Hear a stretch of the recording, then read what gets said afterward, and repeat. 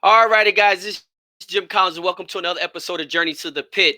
We just got a little late start, but we're going to have a great show tonight. We got Bobby Rogers from Diamond Cutter Game Farms out in Oklahoma.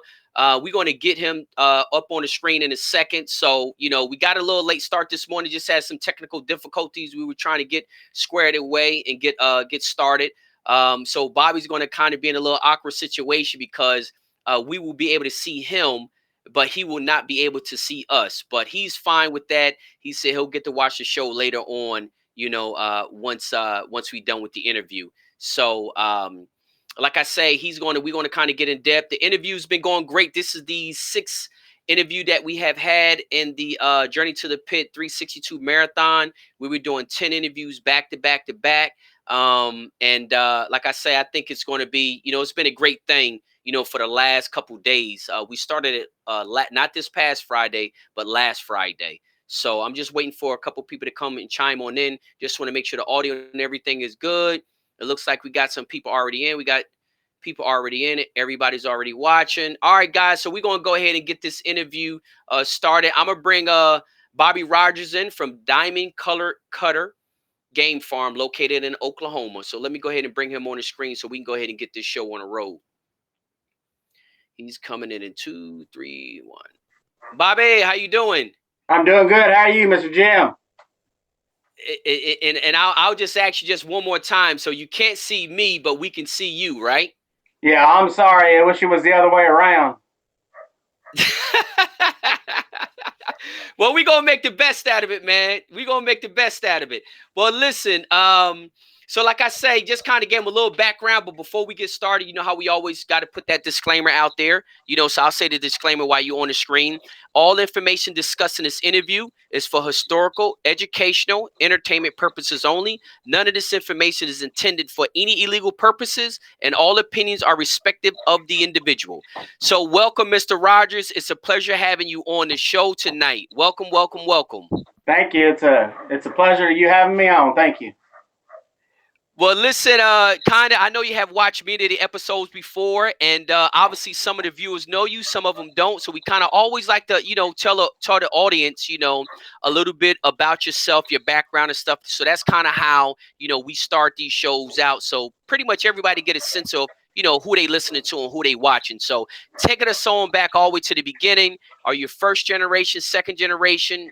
How old were you when you got into game Well, foul? I'm a third, but I come out of the womb crawling into it, So I was raised by my grandparents, and I got the name from it, and that's Okay. who I got it from, my granddad.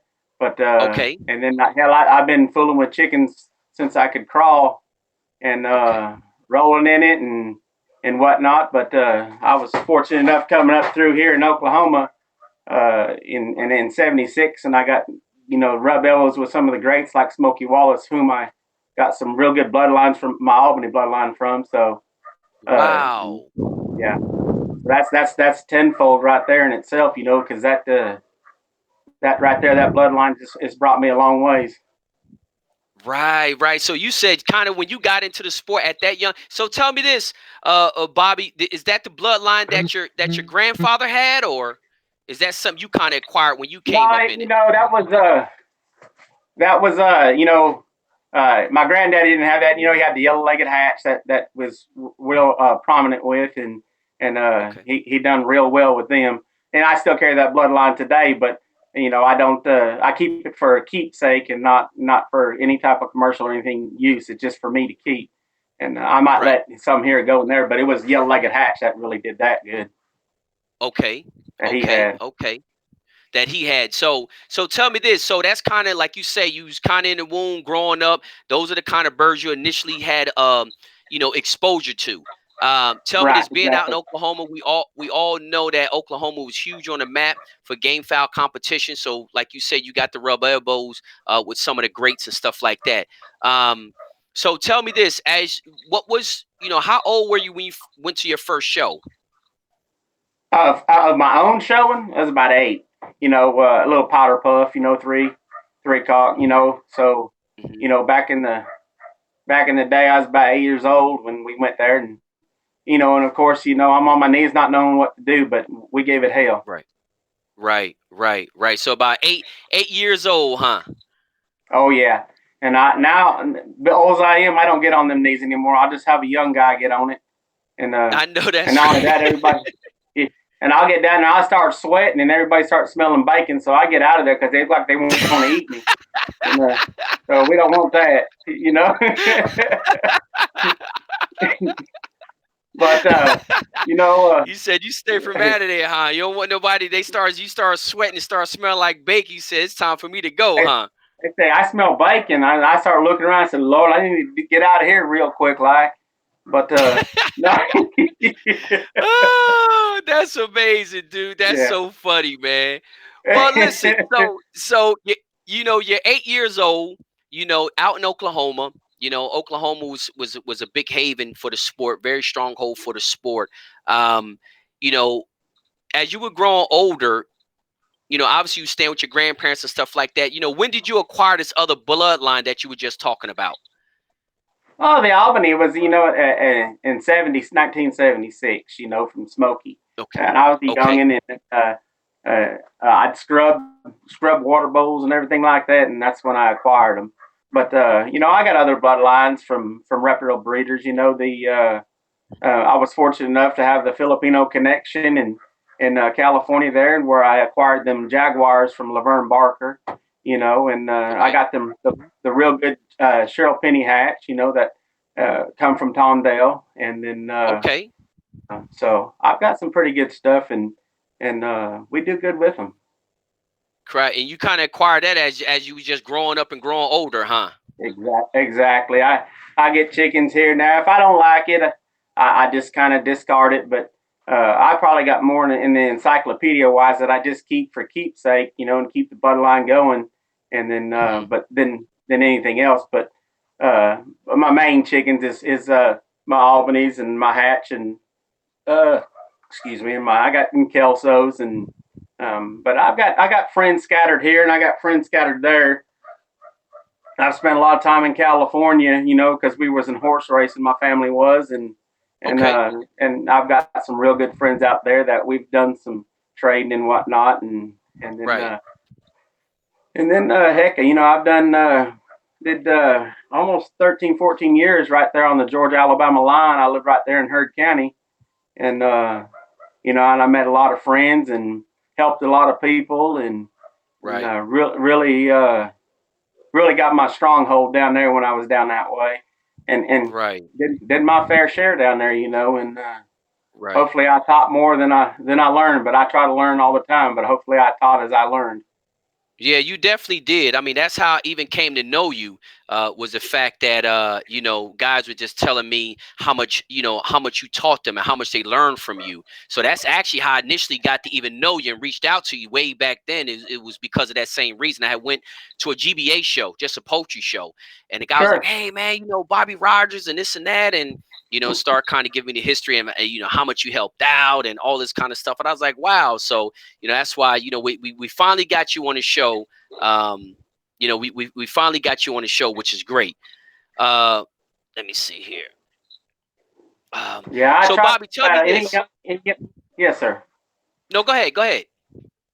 No, I try to help any young person I come across. Today, we was down this way today, and I tried to help a kid out a while back, and he was there today, and I'm just that way. I try to share that knowledge every chance I get, because Right. I remember coming up, if I didn't have somebody to help me, how much I struggled, and I was hard headed because I knew everything, but I thought I knew everything. I didn't know anything. Um, Right. but Right. and I got my butt handed to me, and I'd look up to Right. guys, and then back then, nobody would help you. If you didn't Right. have a family member or something like that, nobody would help you, and that's why the big guys were big guys, and the little guys were just giving their money to them. And Right. but I've been on that side of it, but I had to. And I had to struggle that way and learn the hard way a lot of things. But I said, if I ever see young guys, boy, I'm out. I'll help a young person out anytime, even with That's right. foul or sharing my knowledge with them. And I'm a That's firm right. believer in that. I'm a firm believer in helping other folks. Right. That's it. That's exactly right. I mean, that's what it's all about.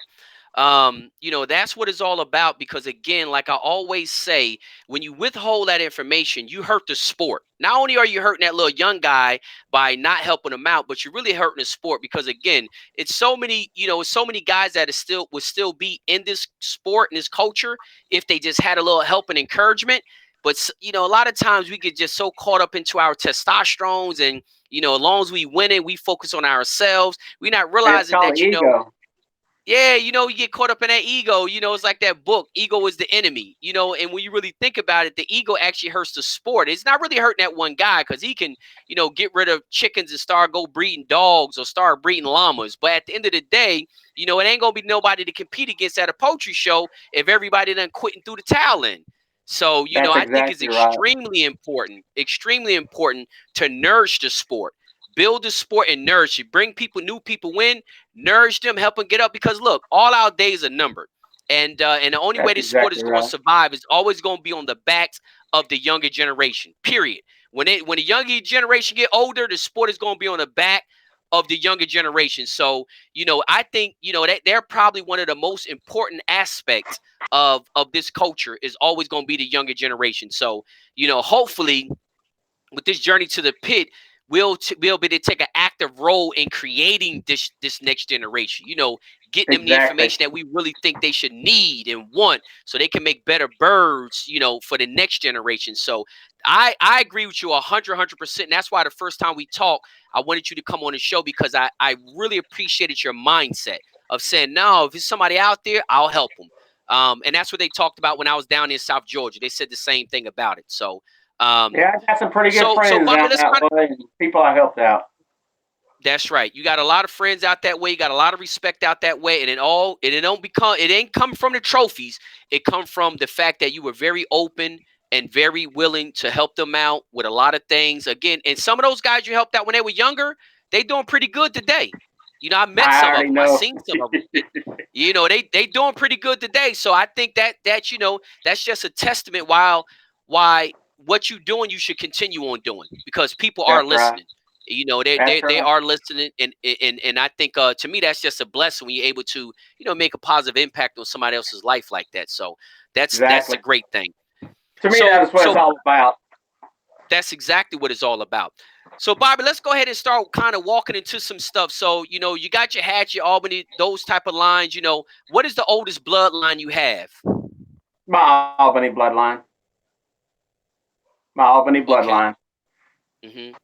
And they're just they're a solid line, And like I said, I was blessed to get them back when I got them from whom I've got them from, and Mm-hmm. they're just I crossed them 22 years ago. I got some black law grays, Right. and I bred them back and lined them out and made it. It's about a 5/8 3/8 mix with the Albany and the black law, and Okay. it's a formula that has been very very very successful Okay. in across the world. Okay. Um, but because I just love creating, bloodlines from bloodlines. Because to me, purity is fine, but I want something that's gonna, you know, be on today's Right. market and win blue ribbons today, not blue ribbons back Right. then. Right. That's exactly right. So Bobby, since we're talking about that, can you kind of give us some details or some ideas of what breeding concept do you have? Like, what's your strategy? Do you do brother to sister, father over daughter, son over mother? Let me What let, type of let me tell methods do you, you use? I don't. I mean, my sisters are pretty, but let me tell you, I wouldn't want to breed with them. Uh, but let me say, I just believe for breeding to set a family of fowl like I like to Okay. do is Hmm. as I'll breed the cross and then I'll breed back to the other three-quarter, then I'll breed the other side Okay. back to three-quarter, and try to breed those offspring back together. And then if I like how they set out, I'll breed it back to the other side to make them like I like to be a 5/8 3/8, and then I'll line that out. And to me, 5/8 3/8, you can do it both sides 5/8 3/8. A lot of people don't So know how to get a 5/8 3/8. You got to have a quarter and a three-quarter and vice versa, and you'll get the 3/8 to the 5/8. and Right. to make a whole. So you don't do any father to daughter or mother to son or Yeah. anything like that. Once I get the strain set, I will Okay. line breed in that way. I will breed back. Well, in order to get to get the 3/4 quarter, you have to breed back to mother son or father daughters. You Okay. have to do that. And a lot of Okay. people don't understand line breeding, and I try to lend my mouth to them as much as I can and my knowledge on how to do that, because a lot of people, they've been in it maybe longer than me, and they ask me, and I'm willing Right. to lend them what I know about it and how it works. Right. But Right. but I'll do a lot of that, and then a lot of times, you're rolling the dice, but I don't like to roll the dice. I like to know what Right. I'm going to produce, and once I get it to where I like it, then I'll line breed it. Right. Then And you'll then by line the breed, and line that's when you breeding, start you're setting your family. Okay, now go into some detail, Bobby, of what you consider line breeding. Is it niece to Oh, uncle to niece? Or... aunt to nephew, uncle to niece, grandson to grandmother. Mhm. And those to me, those are the ones that you don't want to mass produce. Those are the ones that you want to set as strain, so you can get as many as you can of those pullets of Right, that particular breed. Excuse me, right. that's Mexican food. Hmm. And Okay, and then once you get the single mated out of those, then you have uniformity in all your stags, and you have uniformity in your pullets. So then you right, can, if you want to mass produce them, you could put your 5 or 6 hens in with a rooster, to right, cross up, to mass produce. right, But I like to right, set my seeds first, make sure my seed that I like is quality. I'm right, not gonna. I have to have a quality stag or a cock, and vice right, versa, or pullet. They have to be right, what I'm feeling that I like, and on both right, sides, in the hand, and they have to be in the spar, And right. if I don't like it, I just don't do it. And Just I don't don't do look. it. I So don't you look start. for. So you start off with the single mating, like you say before you put Yes, group you mating. You have to always start with the start off single with mate. the single mate. Okay, to You set have your to. strain. That's exactly right. You have to do it. If you don't do that, you don't know what's created what, and Right. you'll never be able to replicate that if you don't know how you started it. You'll never do That's it. right. You will not be successful after 2 seasons if you do not single mate initially. And I single mate what I want for seed every year. And I'll start it late, but I'll start my mass production stuff early, because we want Okay. size and leg and Right. by the fall. So Right. the seed stock, I'm just now starting to put those together, and Okay. for seed stock. Okay, okay, okay. All right. So you initially start out with the single mating, and then like you say, once you get it set to where you like it, that's when you can go ahead and start group mating. Okay. Well, tell me That's this. Tell me this, Bobby. So let's talk a little bit let's talk a little bit about what you look for in and I know you said you got a couple different bloodlines, but let's talk a oh little bit about and I don't know if the standards, confirmation standards are different on all the bloodlines, but let's talk a little bit about what type of things do you look for in a brood cock? okay. The first thing I'm gonna look for, you got a good temperament. Second, Okay. I want breast. I like breast on a chicken. Okay. They can take and they can give if you got some breast. Um, Okay. I gotta have station, because I Okay. believe, if you're in a boxing match with somebody and he's got a 42-inch reach and you got a 24-inch reach, who's going to get hit more? Um, Okay. Okay. so and sometimes you have to have enough, but you can't have too much, because they has to be able to utilize what he has extended out. And so you got to be careful with that. And then so you want to make sure you got temperament, breast, ability, and station. And if you don't have it, to me, breast is a lot. Breast is wing, breast is power, and it brings a lot in a chicken. It really does, and they can take more Gotcha. and they can give too. Okay. So you definitely like to have that breast. You like to have a longer leg. And it's you said from a medium to a high station on them. Yes, I prefer. Okay, you prefer medium to high station. How about backs? Do you like wide backs or narrow backs? Well, you can come touch the backs of 99% of my fowl, and they're going to have back, because back brings power, and Okay.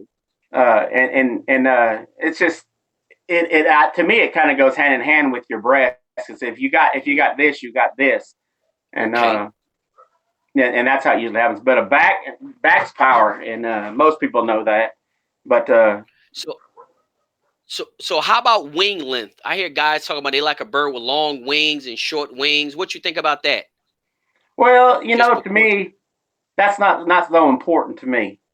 If a Okay. bird can get up, then he's good. If he can't get up, he's a Okay. duck. Um, Right. and then, but you don't want overly aggressive birds to where you want to go where your opponent's at. You don't want to go where your opponent's not at. And I see birds break out 10 foot high, and the other bird's sitting on the daggum ground. And Right. what good has that Right. done you? That hasn't done you any Right. good. So I like a little bit of brain in my birds. If they don't Okay. have no brain, they're just all brawn, and then brawn usually gets beat. So Right. That's right. because Yeah. them Yeah. brains will get They you. yeah, them brains definitely get you. That's kind of what we would. Yeah, that's that. I believe that, and I believe these chickens are more intelligent than humans give them credit for. And if That's they don't exactly call it right. intelligence, then call it instinct. We'll put it that way. If they don't want to call it Right. intelligence, I just feel as though these chickens got more instinct than humans give them credit for. And that's how they Right. survive. That's how they survive. If they see a tiger coming up top, or they see something coming up top, they're gonna go down low. So again, I just think they got more, and I think that's a part of breeding also, because you got some chickens out there that do got less than a bowl of cereal, and it's just like, That's what is right. that thing doing? Like, do he even see the other chicken in there? It just make you throw your he's hands up, kept, like, what is going on? Like, oh my God, you he- definitely can't breed no more of those things. That dude he's there is counting just, he ain't got alphabet. no sense. Right. That's He's counting the exactly right. alphabet. I promise you. That's right. So we talked a little bit about how you and I don't like to be like I said, I don't like to be redundant, but again, it's a lot of people, a lot of viewers watching at different stages. So I try to get as much detailed information about every topic that we talk about, because I don't want to leave nothing on. You know what I'm saying? Nothing. I don't want to assume somebody already knows something. So Right. Exactly. just real Well, quick, you assume so they do, real but quick. not everybody does. That's exactly right. So you said you always start off with your single mating to set your seed, right? Sure. You That's do the exactly three right. eighths five. Okay, you do the 3/8, 5/8. That's That's my the favorite concept. to set. Yes. That's your favorite to set. Now, Yes. Bobby, tell me this: can you give the viewers an example? Because everybody don't know what 3/8 and 5/8 is when it comes to chickens. So, you know, can you give them an example, like saying, I got that stag over there, he a quarter this, a quarter that, and a half that, and I mate him to this hen over here that's 3/4 this and a quarter that. You know what I'm saying? Like, Well, give the viewers an example of how you create a sure. 3/8, Sure. 5/8. It's a it's a simple mathematics. That's why a lot of people get confused because they try to make it more rocket science than what it is. It's simple mathematics. Mm-hmm. Okay. If you breed something that is one family and another family, you breed them together, they're both Mm-hmm. half and half. Then if Okay. you take this and you breed back to this side, to the original, the offspring of this, to the mother, it's going to be 3/4 of the mother and a quarter of the Mm-hmm. father. That's right. Okay, Okay. and the same way the other side. Now Okay. half of 3/4, is where you fall back to the 3/8. Okay. Okay, and then so you want half of that, it falls back to the 3/8, and then the other side is the 5/8. You bring it up, you double it to 5/8, and then when you Okay. double it to the 5/8, you have 5/8, 3/8. It just takes a Got little you. bit of Okay. it takes a little bit of breeding and several seasons of breeding to get to the 5/8, 3/8. But if you just take a rooster as a whole one, and a hen as Uh-huh. a whole one, and then you Uh-huh. cut them in half, and you have a point 0.5. So the simple Okay. mathematics after that. I mean, Okay. half and half, and then you just add Right. the 3/4 because you added the half back to her, and it made it Right. 3/4. And Right. then you can breed it again to 7/8. Right. Because if you breed the offspring out of the mother's son, you breed the son back to the mother again, it's 3/4 quarter. I mean, Right. 7/8 7/8. You see what I'm saying? To Okay. 1/8, Okay. and that's what you do. And you take Okay. that 7/8, 1/8, and breed back to the opposite side with the father that you did the same thing to, and then you Right. bring them back together. Okay. And I wanted you to break that down like that, because I'm pretty sure people will relook at this video so they can kind of get it get the system down, regardless of how many years it take them to do it, they first got to understand how it works. And then if it take them 2 years, 3 years, 5 years, whatever, how many years it take them to do it, that's fine. But I just want to make sure we gave them the information of how they can determine what percentages is based on what they bred, based on what they started with. So that's how my granddaddy was a hard-nosed guy, and he'd always point at his head like this. He said, better start using your old asshole. Excuse the language. And he's telling you to think. He's telling you to think, and if you can think illogically, that's all chicken breeding is logic, and mathematics to get percentages. This is simple mathematics, and it's not very difficult. Everybody, goes to school, I'd hope anyway, I mean, you can add sticks together on both sides and come up what you need to come up with. Not to insult anybody, I'm just saying, but it is simple mathematics, and people try to complicate it, and they don't need to complicate it. And that's what I tell folks, man, you're overthinking things. Just simplify it, and you'll have better results. When you start overthinking it and try to infuse this and infuse that, you're just making a hodgepodge of nothing, and years of wasted time. Years of wasted time and a bunch of unpredictability. That's what I say. That's exactly right, because you don't know what you have. You don't know what you have, and then if you know what you have, you don't know what it came from, and you don't know how to remake it. Because again, we only have limited amount of control over what genetics, a animal get. But if you concentrate it enough, regardless of what it throw back to, if it's concentrated enough, it ain't gonna have no other choice but to go back to something that you put together. That's what I will always say. If they all scatterbred all over the place, you don't know what it's thrown back to. And he's like, well, you don't have any control over the genetics anyway. You're right. But if I make my pool so concentrated, don't matter what it throw back to, it's going to throw back to this right here because there ain't nothing else for it to throw back to. You're right, Jim. That's 100% right. Right. If you got 16 different breeds in there, you don't know what that mess is going to throw back to. And that's the reason why that I believe, and if you're going to set that seed, you got to have it concentrated because you don't have any control over what genetics those birds are going to receive. So if you concentrate the pool, regardless of what it throw back to, it's coming out that pool, which you has concentrated. But if your pool is diluted, you don't know what you picking. It's like going to a river that got 9 different fish in it, or going to a fish farm that only got catfish in that pool, that got trout in that pool. It don't matter how many. And then you have no uniformity in any of your fowl either. When you start doing things like that, they're brothers, but they look like distant cousins, and there's no uniformity, and you want uniformity in your family that you set. So, but by adding everything, you're not going to have uniformity. You don't have it because you got too many things in there to mess up. Right. And then that goes to abilities as well.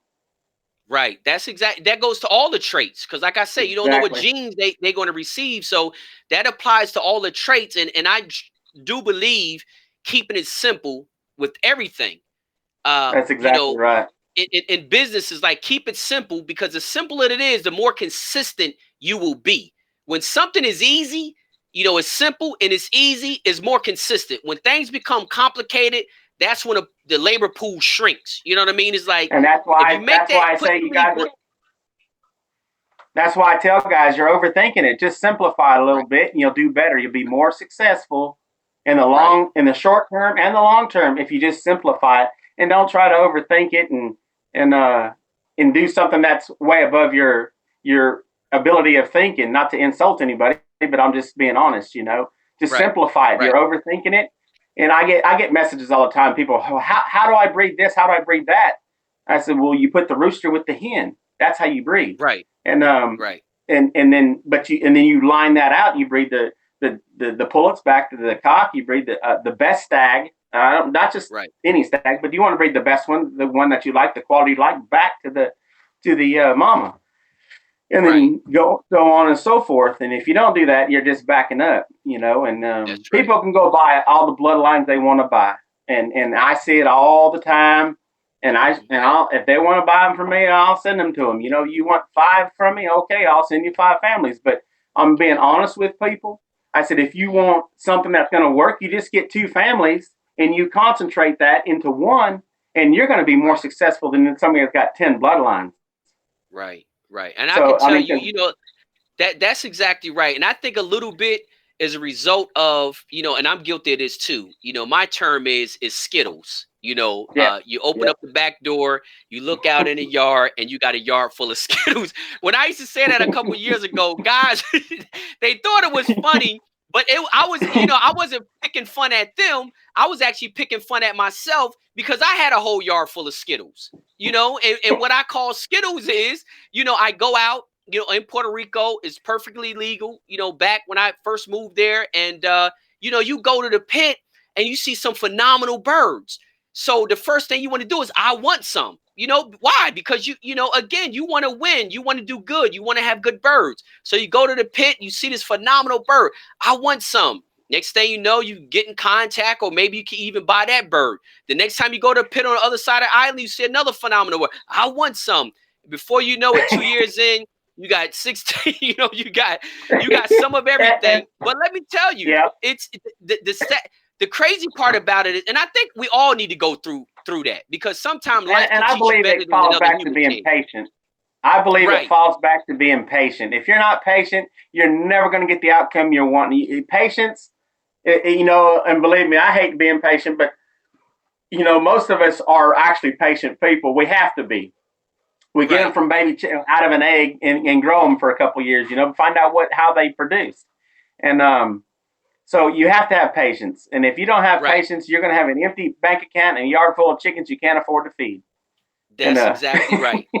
That's it. Hey, listen, that's exactly right. And let me tell you how I learned my lesson. My lesson with the yard full of Skittles is once those are done, then you back buying them all over again, because you can never yeah, reproduce that stuff, because you only got one piece of the puzzle. Like, you don't have a mama, you don't got the daddy, you ain't got nothing. So you only got one piece of the puzzle, and you don't have anything on the yard besides obviously just another cross, because you don't. This mess done came from all over, even though they were great animals. I realized that I was just stuck constantly buying new stock every year to compete. And I said, you know what I'm going to do?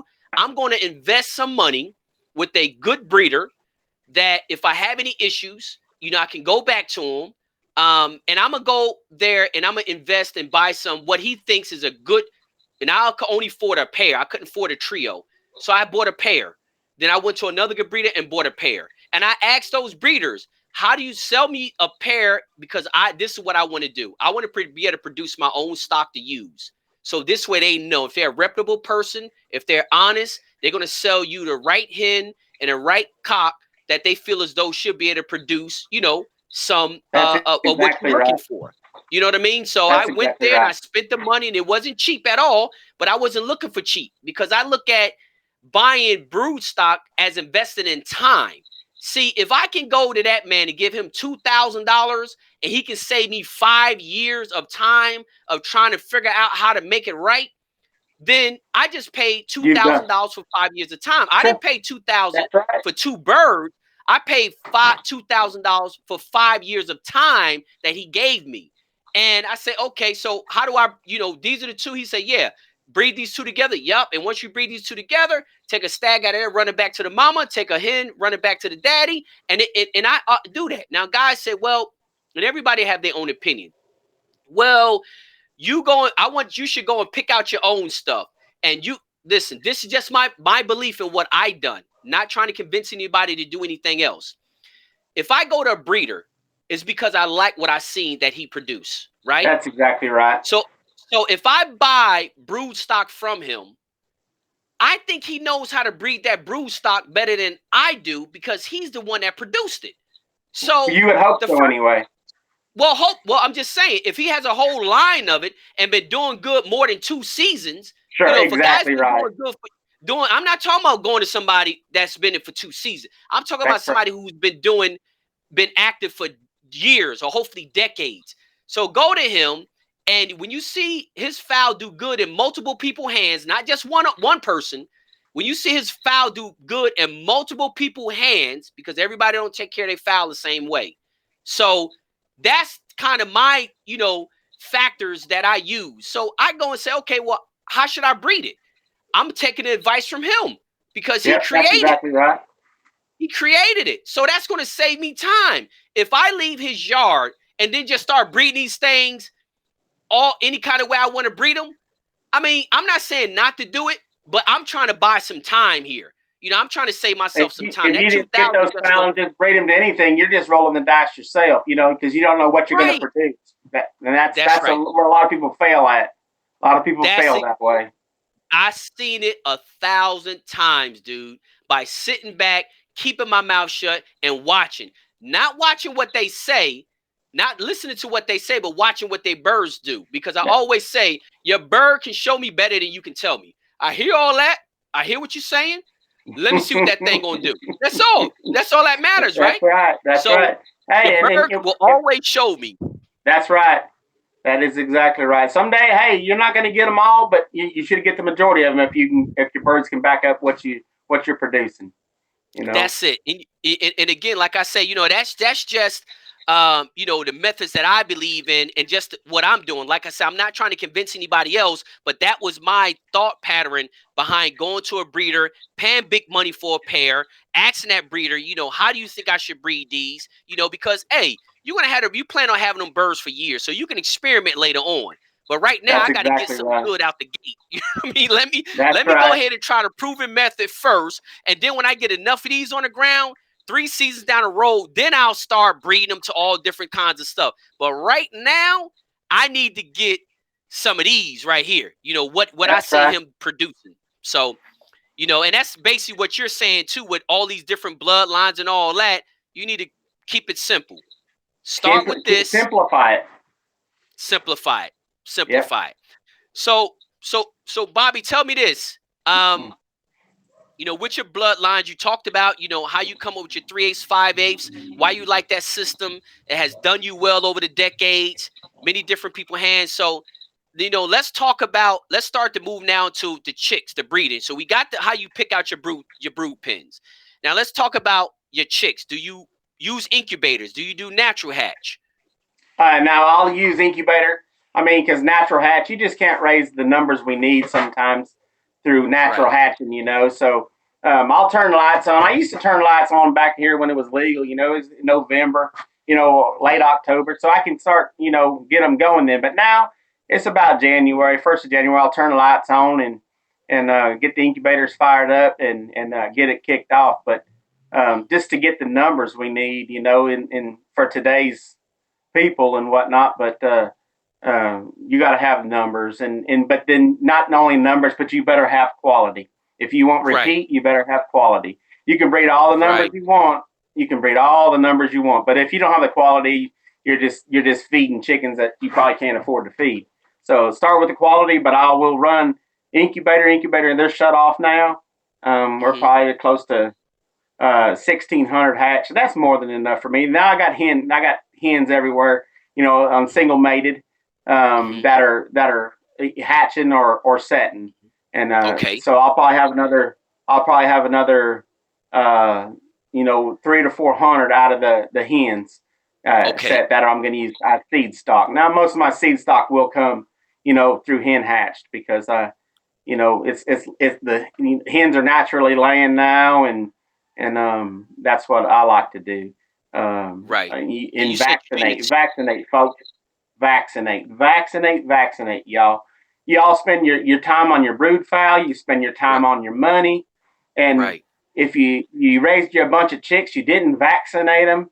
You know why? It's cheap compared to your brood fowl and all the money you Right. spent on raising your chicks, and you didn't vaccinate them. You're going to lose them, or you're going to get merits or something. I mean, it's not worth it. Vaccination's cheap. You don't have to inject. For coccidiosis. The late great George Foster. He even posted a video on coccidiosis. Get the vaccine, put it in the spray bottle, spray your feed, mix it up, and you vaccinate for coccidiosis. So Right. do it, folks. And there's so many medicines out there. Man, vaccinate. I'm telling you, it's why. Like I said, why spend all your time and money and effort if you're not Right. going to vaccinate? Because it will show up. I promise you. And then when they are sick, and you give medication to get them better. I promise you now, those chickens are never going to be 100% of what they could have been had they been vaccinated prior to getting sick. So you may think they're sick, Wow. but yet when you're 2 years old, you're not going to Right. have 100% of the chicken you could have had. So vaccinate. It's simple and it's Wow. easy. It's simple, Yeah. right? Okay, I got you. You definitely believe in vaccinating, Well, yeah, because I do a lot in the Philippines, and if you do not vaccinate, and when you ship there, they're going to get it. I promise hmm you, they're going to get it. They don't have the winters we have here in Oklahoma. That's right? our advantage in Oklahoma is we get cold winters. It knocks down a lot Right, of diseases. right, And then to the other side of that, when your chicks are growing in the summertime, we got hot, dry summers, and them chicks right. grow, boy. They grow good because now early they start out bad because of the moist. But when it Okay. starts drying up, them chicks they take off and they grow like there ain't no other. And we're fortunate for that here in Oklahoma. Got you. But like you said, when you shipping fowl all over the world, you don't know what type of situations that they're gonna be going into. So it's best for you to go ahead and make sure they vaccinated because Tonio was talking about that from the Philippines yesterday. He Right. said, "Man, it's they vaccinate for 8 things, but he said this Yep. guy's over there that vaccinate for 16 different things." Yep. And I'm You're like, "What?" exactly He's like, right. "Man, you And gotta vaccinate." you have to, especially if you're going to if you're even shipping, to any tropical or even parts of Mexico, down south Mexico. I mean, there's a lot of diseases that are still prevalent out there that don't go dormant because it doesn't get cold enough to kill them off. And you're shipping Right, fowl down there, it's going to show up, buddy. And right, and then if you tell somebody you vaccinated and they show up and the next thing you know they got Merrick's, guess what? Well, you didn't right, vaccinate, buddy. I promise you, right, vaccinate. right, Yeah, vaccinate. I right, promise. Vaccinate. You'll save right. you a lot of money and time, headache, and Everything. and it's simple. It's really simple.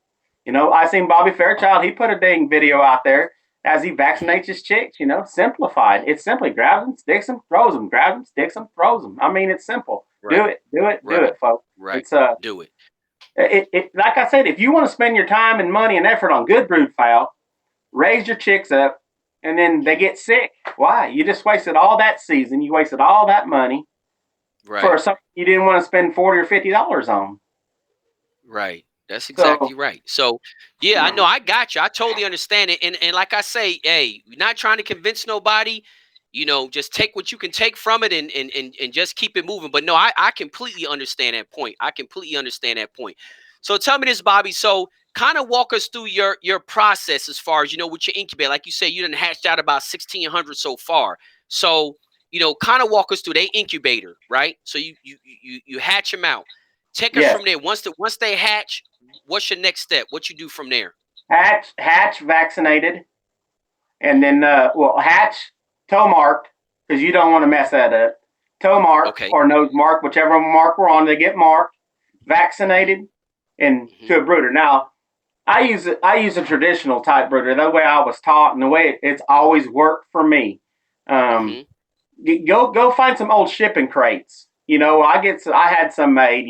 But get you some Okay. shipping crates made out of plywood and 2x whatnot. Okay, and my floors are 2x6 floors. I cover it in shavings, and then I have Okay. heat lamps. I got heat lamps in every single one of them, and Okay. I run them, and they have a door that opens up. And as they Okay. start getting bigger and filling up you open the door, and they have runs outside that door, so they Okay. can run in and out, in and out.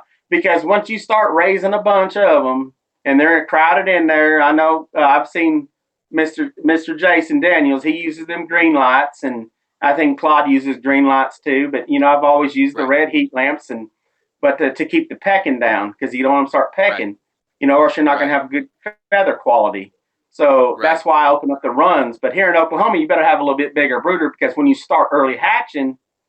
you got to keep them warmer longer because we can't open our Mm. doors up in February because there is still freezing cold outside. Yeah, it's still So freezing cold outside. space for chicks is crucial in this part of the country. Because if hmm you're cramming 100 chicks into something that's 4 foot by 6 foot, I guarantee you're going to have some serious issues with pecking, regardless of what your Right. method may be.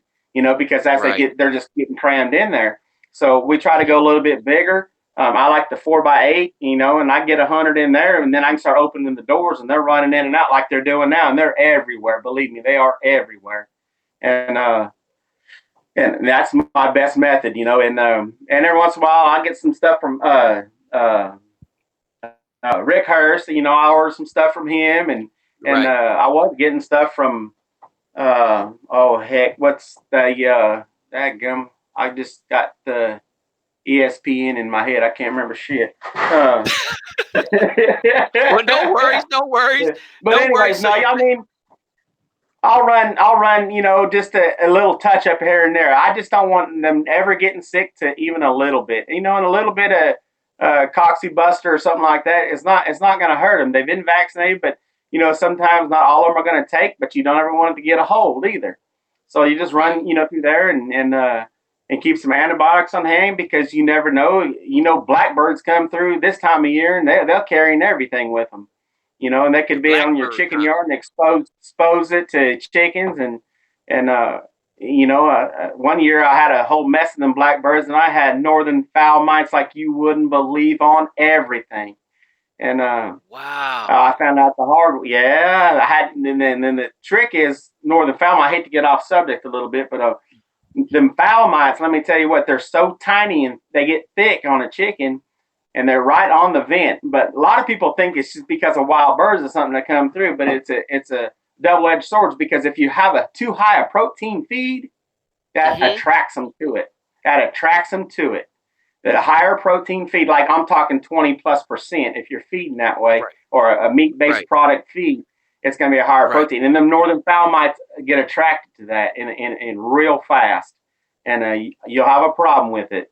So that's why, Wow. yes, and keep your protein levels, around 16.5 to 17%, and you're good. Um, Mm-hmm. you're real good. And I got a real good feed mix. Most of them guys down there in Georgia and Alabama use, that I got from Mr. Smokey Wallace when I got his recipe, and they sell it down there at the feed store. If you just go and tell me what the Bobby Rogers mix, and they're going to give it to you. Uh, Wow. so Well, tell well and tell well tell me this, Bobby. So you got the chicks in there. You yes, vaccinated them. You yes, run them. You mark them. You vaccinate them. You mark them. You put them in a brooder. You said you like to have a bigger size brooder than an average brooder due to the fact that the climate in your area, the chicks got to be confined a little bit longer than they normally will be confined in other parts of the country. So you go with a bigger brooder because what you learn if you use a smaller brood, they start to get crammed up in there. That's that's bad right. because they got to stay in there longer. It might work for Yep, somebody else, might work for somebody else that can open up the door and let them out. But where y'all guys are at, it's so cold up there. You got to keep them in there longer. If they in there longer, you runs a higher chance of them causing issues, especially with pecking feathers and that kind of stuff. So that's the method that that's you kind of exactly do right. why you got your brooders the way you have them, right? That's right. That's why I like them big and long. I mean, 4x8 is what I have, and I have a higher ceiling, close to a 4 foot ceiling on them. And I say that Okay. because daytime might get 80 degrees, and I might not be here. And if they Right. don't have enough area in there, and if it's 16, 18 inches tall, 24 inches tall, it got too hot in that box.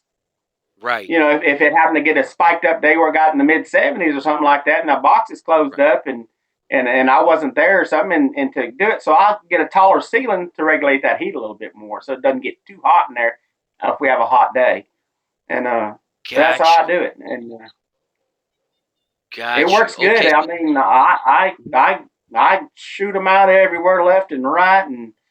sometimes what the hell am I thinking? I just created Right. myself more work, but Hmm. So but I tell me do this, real good Bobby. with that. What Right, that system. So tell us, let's talk a little bit now about, the feed. What you start what do you feed them in a brooder and as far as do you also do anything with the water? Well, I mean, I'll just put some vitamins in the water. I'll use some Lixotinic, because it's a real good vitamin supplement. It's got a lot of good vitamins in Lixotinic, and I believe in it. And I'll use it through the keep and whatnot. It's probably one of the best. But feed, I'll keep it at 18% medicated. I Okay. never want to. You never want your chickens to get sick. I hear a lot of people say, "Well, they told me not to use medicated." So but I vaccinated, and now my chicks are dead. I mean, Right. who knows better than the veterinarians and the people that put all those feeds together on what to feed Right. chickens. Right. I'm not a scientist to where I formulate all that stuff for chickens. I let them do their job and I'll do mine. And that's why I believe in the medicated feed. To each their own on it. It works for me. It may not work for you, but it works for me. And but I believe in medicated feed. I do. And 1 year somebody talked me out of it, and I lost about 400. Wow, so, you did, huh?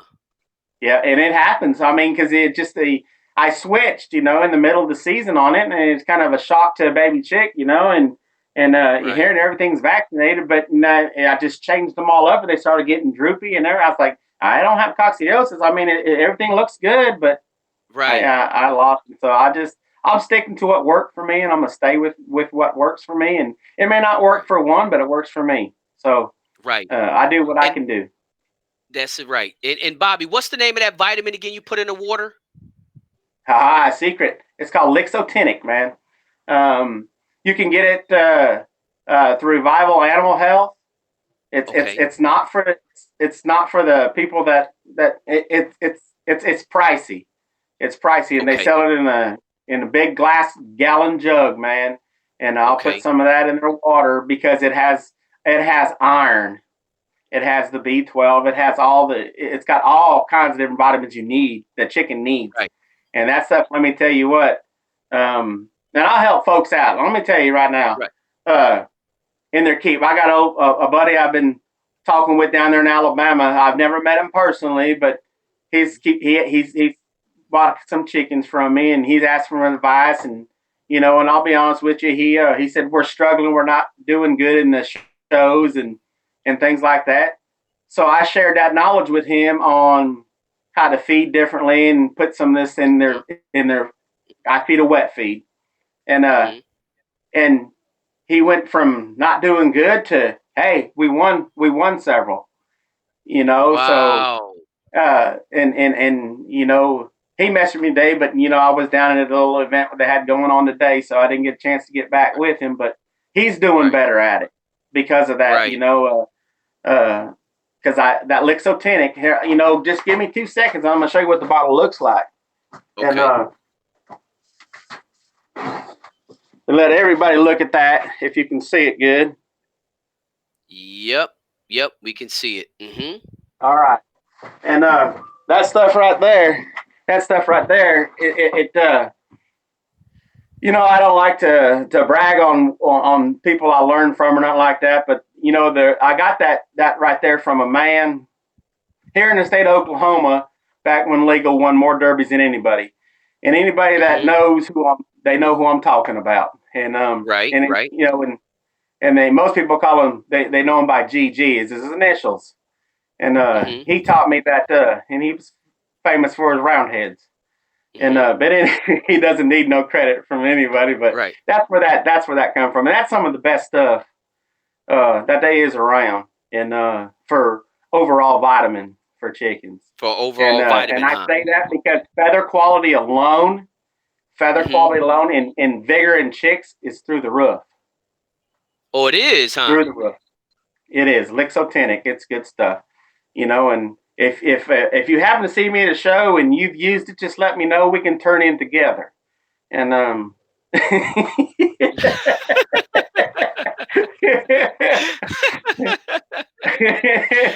hear that. Oh my God, I hear that. So Bobby, so tell me this. So we talked about using medicated feed. You add that Lixotinic inside their water. We talked about the brooder size, and why you have them the size that you have them. So then, after that, is there any particular thing you do to them before you just let them on out to free range? Well, I mean, I'll go through, and to not to be cruel, but I'll cull a lot of the pullets, unless it's the ones that I'm keeping for future breeding. Because I'm not going to range, 800 pullets, and unless I don't care how deep your pockets are. If you want to range 800 pullets, that's on you. But you're just throwing your money away because that's useless as tits on a boar hog. And but I'll cull a lot, and I'll cull defects before I free range them too.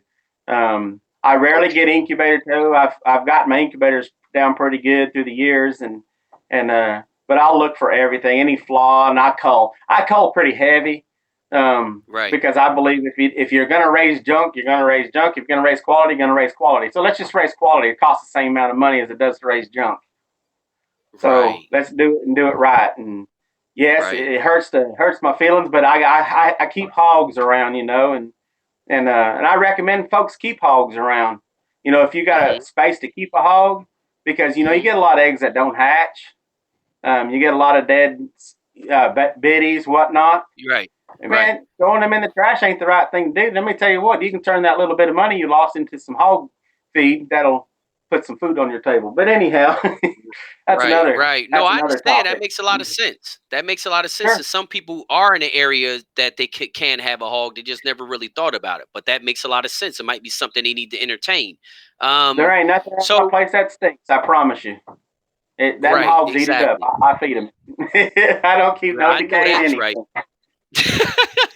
So tell me this, Bobby. So you said you code that's the first time I heard that. But so that and it makes a lot of sense. You don't want to have Mhm. 800 pullets out there, free range. It doesn't make any sense. Yes, So sir. you Just go ahead and costs do your money. calling and all that before you let them on out there. So you pretty much only attending on free range and what you plan on raising. That's right. Well, I mean, I'll keep a lot back, for customers want a certain thing, and that's an exception. Um, Hmm. and believe me, I'm not in the market to sell. I mean, my first priority is show, Hmm. okay, but I will help anybody out and to sell them a few whatnot, and I don't break their Right, legs for it neither. I don't believe in that. right, To each their own on it, but right, hey, man, they're just a chicken. right. Yes, it's At the my end of the time and day. effort and all the hard work I put into raising them. But Hmm. it's still at the end of the day, it's just a chicken, Right. That's right. So That's exactly right. it's That's it's not exactly it's not worth more than gold. It's not worth more than gold because you can have that gold go on forever and it'll gain in value. So, right. Hmm. That's but right. Hey, that's what it some is. people think they are. Right. That's exactly right. So Bobby, tell me. So you call real hard. This way, you're not out there feeding stuff that you don't plan on raising. Doesn't make sense to have an overpopulation of pullets and stuff like that out there. So you call them. You look for any kind of defects, Correct. in any of the chicks and all that before you let them out. But you said you don't really have issues, a lot of issues with incubator toe and all that kind of stuff. No, Is it sir. what would you suggest, or like what has been your successful settings with that incubator? Moisture, moisture, moisture, moisture. Hmm. Um, if you live in an arid climate, saturate that incubator, brothers. It's moisture your actually is your friend when it comes to hatching eggs. You know, especially if you're living in an arid climate, a dry climate. Here in Right. Oklahoma, we're either way. I mean, it's depending on what day it is. We could have Hmm. drier one day and humid as hell the next. Hmm. Um, but I just keep it set. I like it around 74, 75% at hatch in the hatcher, and I'll hatch out more chicks than I won't. And Wow. the hog don't get to eat some weeks because I hatched out too many. They all hatched and but Wow. but moisture. For instance, in the Philippines, there, my good friends there, they Hmm. don't have an issue with incubator toes, mainly because it's so humid. It's so humid. I don't know if Right. you've ever been to the Philippines, but it's real humid. The Well, it's like humidity Puerto level Rico. is unreal. Yeah, exactly, Right. It's exactly. just like Puerto And Rico. It's humid as I don't know so they what don't have all issues with the year toes. long. Right. Right. And that's what it is. I mean, I've had friends in California that's hen hatched with a hen, and they came out crooked toes. Some people say it may be genetics, but she never did. But they had a real dry year that year. And Right. all the chickens come out crooked toed. So Wow. if you got crooked toes, it tends to be the incubator. Now, several years ago, I was overloaded with them, so I took some to a good friend of mine. He's deceased now. He's a real good guy. Um, Hmm. I took him that because he's got a big hatchery down there, and I took to him, but I had about 40% because it was his first fire up for the season, and I had crooked Right. toes like you would not believe. And he said, we may Wow. have it off. He said, we may have it off a little bit, and and I said, hey, I had to pay 60 cents an egg for those. He said, I'll give you the next batch free. I said, well, what's going to guarantee that you're not going to have crooked toes again? So. Right. Exactly. But anyways, I Right. love May, rest in peace. Right. Uh, moisture in the incubator gets you. I mean, I've seen crooked beaks from not enough moisture in the incubator. I don't know if anybody's seen it. I've seen What? beaks. I've seen beaks look like this because of that. Through the years, I've seen it, and I was like, Lord, you have to turn that humidity up a little bit in them incubators. If y'all don't know how to use an incubator, I Right. promise you, there's somebody in your area that can help you with it. Even the Hmm. manufacturer can help you with it. They got all the extra things you need for your incubator to set it to where you guys even have them styrofoam incubators, y'all. Right. Get with them and make sure you got the right. So you got the hydrometer, to check Hmm. that water and moisture level, and Hmm. you can get the digital ones for the styrofoam if that's what you're using. Use Right. it. You don't want to just Right. throw eggs away and raise defective chickens because you didn't have enough water. Right. That's exactly right. So humidity is a huge factor when you're using those incubators. That's exactly right. If you get it low, if you let that happen thing to run out, well, most of us, we use buckets on top. And to me, Right. I won't use the bucket on top. You know why? Because I tell myself, you're just a lazy butt if you have to use that bucket. You know what? Just get off my butt and go check them waters daily, and you'll be all right. That's what I do. Right. Um, Right. because I believe in putting in 100%, 110% effort, and then to them. If I don't put in 110% effort, what do I expect back? Right. So I put got you. in No, the that effort. makes a lot of sense. And it Yeah, is more guys too that are trying to go to the incubators also, and not because of even on a mass production, is because sometimes the smaller guys want to be able to hatch as many as they can. that's If they right. only lay 40 eggs, they want to try to hatch all 40. It's like I only got 40 eggs. I don't have 400. I only have 40, and my yard is small, and I need all 40 of them eggs because hey, That's all of right. them ain't gonna be stacked. That's the That's thing right. also too. So they're like, I need to hatch all of them because even if all of them do hatch, they all not gonna be stacked. So I need to hatch all these eggs. Man, Um, so I, I can show people tricks with them incubators. I've been fooled with them for a while, but I don't want to mess up no young guy on an incubator. But I can show you tricks on how, you can say what you want to say, but I can get more stags than I get pullets.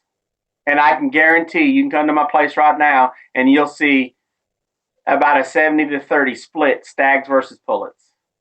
wow. Well, that's something I'm gonna be messaging you on because I ain't got no time for no whole yard full of pullets. I just don't Because I'm want to only mess gonna be up them hatching. young folks, man. You I'm know, only I'm only gonna be hatching about 40. So I need all 40. I need the highest percentage I can. I mean, some people may say I'm full of shit, but they can say I'm full of shit but I know it works. So, Right. and Well, when I'm you lay fine out with on the that. yard, as long as you keep doing a 70-30 split, you don't care what nobody's saying about you. As long as I know 70% out there is stags, I don't care what your opinion is about me. Right. I I just know mean, what I'm doing. just raise them, man. I mean, I'll get an incubator, a new one or something like that, and I'll forget to adjust it where I like to get it. Next thing I know, I'm running a 50-50 or, I got more pull. Oh, shoot, I forgot to do my Right. little trick on that and fine tuning, and Right. uh, it's there's a trick to it. They say when a hen sets, right, the Hmm. the hen sets, the top eggs tend to be warmer, hotter Okay. than the bottom Okay. eggs, which makes sense. You don't have to be a Okay. scientist to figure that out. It Right. makes sense because and the top eggs tend to hatch first, and the bottom eggs hatch later. And Okay. but the ones that seem to hatch first are the ones that are closer to the mama that are warmer. They tend to Got be you. stags. They tend to be stags. So And that's an inside it scoop right there. If if they you reverse engineer what you just said, they'll kind of figure out what they need to do to get more stags than exactly, pullets. exactly. That's And it. I say that if you don't believe me, get you a spiral ring band. When Hmm. you have a hen hatched, and you just notice her hatching, get the first one that you've seen hatched out and put a spiral ring band on it. And let me know what that stag is. I already told you what it was. It was a stag. But you'll find out Right. your own that it's a hay, because it was the egg that was closest to the hen that's got the most warmth produces the stag. It's Got a you. I Got you. didn't create it. I just pay attention and observe. Got you. Got you. That's the hey, that listen, all of this kind of information is again, that's why I say I don't like to be redundant. I know sometimes guys think I'm beating a dead horse, but it's always somebody watching who don't get it the first time around, or they need you to explain it a little bit more different for they to understand it. Because again, I'm trying to make sure that regardless of what type of style of learning you have, you'll be able to learn from these interviews. That's my That's whole right. goal. That's So, right. I think so, so that's why I said it may not be for everybody, but it works for me. And right. if it works for you, well, by gosh, I'm happy I could help you. That's right. That's exactly right. So you got the incubator. We talked about that, and that's good. And I wanted to go back to that because I know we was already up at free ranging, but when you said incubated, I wanted to kind of jump back to that so you can give these guys some more detail. And guys, Sure. if you reverse engineer what Bobby just said, he kind of pretty much gave you the answer. If you need to watch the interview 2 or 3 times to really get it, then do it. Please don't message me and ask me to give you the answer because I'm learning it just like you learning it. We all learning this together right now today. So don't message me saying, "Hey Jim, now what did he say?" No, no, no, no, no, no. I'm not doing that no more. I'm gonna tell you, I'm gonna tell you to go back and watch the interview and just watch it over again. So Bobby, so let's go ahead and keep it on move because we're already over an hour. And I know you don't feel like it, but we already over an hour on the interview. Oh, So we got him out. I was trying to beat El Chicano, Arthur No, you know Contreras, man. I was trying to beat him. yeah, you know. That El Chicano, he'll be coming back on the show. We're gonna have El Chicano on the show with his student, man, that he was mentoring. Those guys Yeah, have done a I met great, him great, too. great job, man.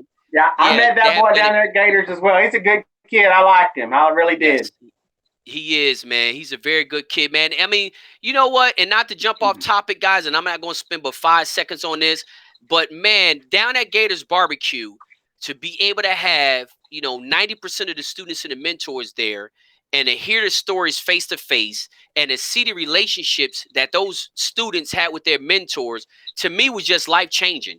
I mean, that gave me so much happiness. And I had to be honest, I never thought I know what I wanted the program to be, but I never thought it would have that type of impact on both individuals, not just the students, but also the mentors too.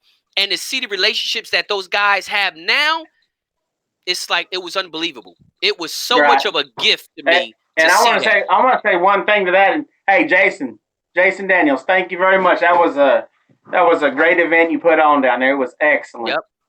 That was an Thank you. excellent event. Even with the bad weather, man, it was a beautiful thing. That's all I can say. It was Hey, a it was beautiful still thing. I warmer know down they there did. than it was in Oklahoma. Right, right, right. You talking about the weather? The weather down there? Yeah, the weather was down there was still warmer there than it was in Oklahoma, so I was fine with it. You know, Yeah. so It just rained a I little was bit and we couldn't be out and about, but it was all good. It forced all of us to actually really engage with each other because we were all had to be inside the barn. So it actually well, worked hell, out better if you know. that's what I was there for anyhow, is to engage with Yep. folks. Hell, I Yeah, mean, I the had a free ball. food was nice too, but that's obvious. But Yeah, I really enjoyed the fellowship we had, and that was real fun. That was a lot of fun. yes. I plan on going again this year. Yep. If the old truck's got a good enough suspension to haul my fat ass down there, we'll be there. Well, listen, Bobby. So let's go ahead and keep it moving. So guys, he talked about the incubator, talked about the design of his brooders, why he have them like that. And obviously, he explained to you why he have them like that. So this way you can kind of figure out what will work for you based on his concept. He go with a higher roof because again, it tends to regulate the temperature better. He go with a bigger brooder because out in Oklahoma, they have to be inside longer. They can't be turned out as early. So that means if they're in there longer, he want more space for them to minimize the feather picking or any kind of issue. So, all these kind of things, guys, if you take the time and listen to him, he not only explaining what he's doing, but he's also explaining why he's doing it. And then if you understand the why, you can adapt it to your situation. You know, obviously, if you only got 30 or 40, you don't need a brood as big as his. You know what I'm saying? And, you know, you might not need one with as high ceiling and that kind of stuff because, you know, your temperature, your weather in your area might be different. But at least he explained the why. So then understanding that why, you can cater it to your situation. So again, guys, you know, pay attention to a lot of this stuff. And I know sometimes it might not be the topic that you want to hear, but you'll be amazed at what you can learn when you just listen to all of it. Not just some of it, but all of it. Because you never know. You might run into this situation 2 years from now or 5 years from now and be like, man, you know what? I remember somebody saying that 5 years ago on an interview. Let me try this. And it might work. And it might work. So, hey, but with mites that on being a said, chicken's ass. say it again. Mites on a chicken's ass. Remember that. So spray it and get rid of it. Mites on the chicken's ass, huh? Well, well, you said it might work, and I just, you know, being me, I had to say mites on a chicken's ass. Chicken folks know Okay. what I'm I'm about to talking say about. mites on the. Well, listen, guys. Another thing that I liked also too was the fact that you said you do a lot of hard culling. Because you don't intend to be raising anything, you know, you don't intend on feeding anything that you don't plan on raising all the way to full. So, you know, that's another good topic. I mean, another good point is to do a lot of your culling from that brooder. You find any defects or anything you're not happy about, cull them. You know, and the guys, anybody who can identify a stag from a pullet, you know, you need to start doing some more research and learn how to do that because some guys, you know, they need birds to be about 5 months old before they determine if it's a pullet or if it's a stag. So, you know, that can save you, you know, 3 or 4 months of feeding less chickens if you learn better how to identify a stag from a pullet. You know, and if it doesn't make a difference in you, then, you know, do whatever works for you. But that's just something to think about. You know, Bobby likes to Unless you're do a raising, lot of culling. unless you're raising gallo gallinas, you know, I mean, then they're all pullets looking, you know, hennies. Yeah, right, But in Spanish speaking, they call them gallo gallinas, you right. know, and they're just faggot chickens, but you know, teach their own. You're right, but they good chickens though. Oh yeah, I've had some. I've had some, you know, Hey, and like they I said said, once you go back, check. no, I once you had go some. gallina, you never go back. If you find a good gallina, I tell you what, man, you'll never go back, man. Hey,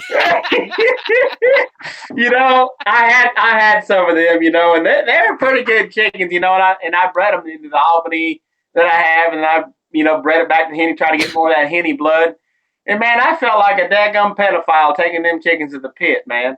I was like, man, I'm taking a bunch and of to each their own, man. But me being me, I said, man, I just can't do this no more. So, but I believe Mr. Araneta, he outlawed them for world slashers, was my understanding. yeah, they did. He won't Yeah, let them. yeah, they did. Yeah, but So, hey, I was talking to Antonio. Yes, we had Antonio on yesterday. He said them birds out there are beasts now. You know, oh yeah, they might look crazy, but them right. things are a beast, and they better ban them. They better ban them. They're coming in and take that trophy home every year. So you That's better ban exactly that. right. You're exactly right. I took some up to Kentucky one year, you know, and I don't know if they were laughing, but I was the underdog. But we had some pretty good hennies, and we did good with them. So, but I think that's the last time I wanted to fool with them things. I said, Lord, I just got, you know, I got better things I could be doing besides fooling with these damn chickens. I love These hennies, hennies. man. Oh, I love they're hennies. gorgeous, you know. I remember one year we was out there in California and we had some of them. They were gray hennies, you know. And let me tell you what, them jokers, they were whirlwinds. And That's right. especially if you get a rooster cutting his wing at it, you know, well, you're dead, buddy. So That's right. Hey, man, I'm telling you, yeah, man. I know in Puerto Rico they got some good ones. I have a good one, and he put me on a map out there. And again, like I said, if you get a good one, it's nothing like them. But Antonio said, you know, in Philippines they got a lot of good. They're a lot better than he said they were in the early 2000s when they first came there. He said, "On things oh now yeah, can they're give it and they can take it."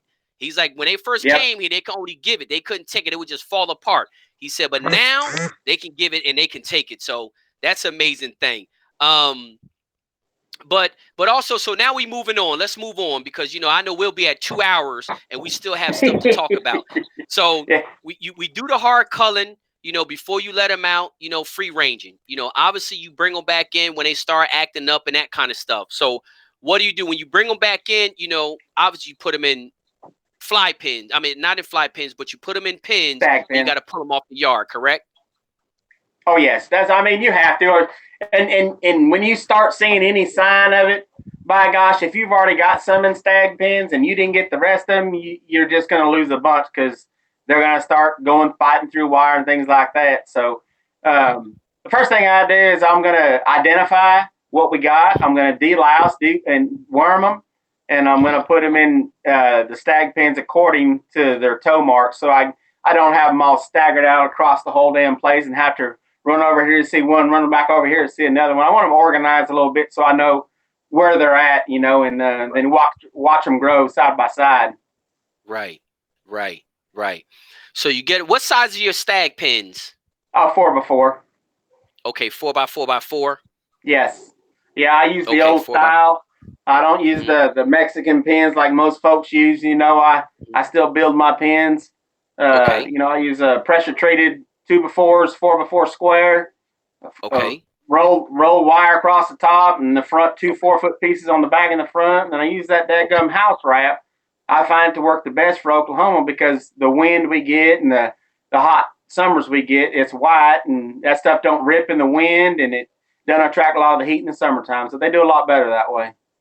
Okay. So you use the white house wrap, right? Yes, and then I don't put my perch up high neither. I put my perch 3.5 inches. I set it on top of 2 before. And for the perch, I actually use landscape timbers, and I find those to be the best because they got a little curve in them, good for roosting for the chickens, and to me, and they're cheap too. You don't have to spend an arm and a leg for them. But I use the landscape timbers, and not only that, because of the wind we have here in Oklahoma, sometimes that adds more weight to the base of your pin, so that pin don't blow over.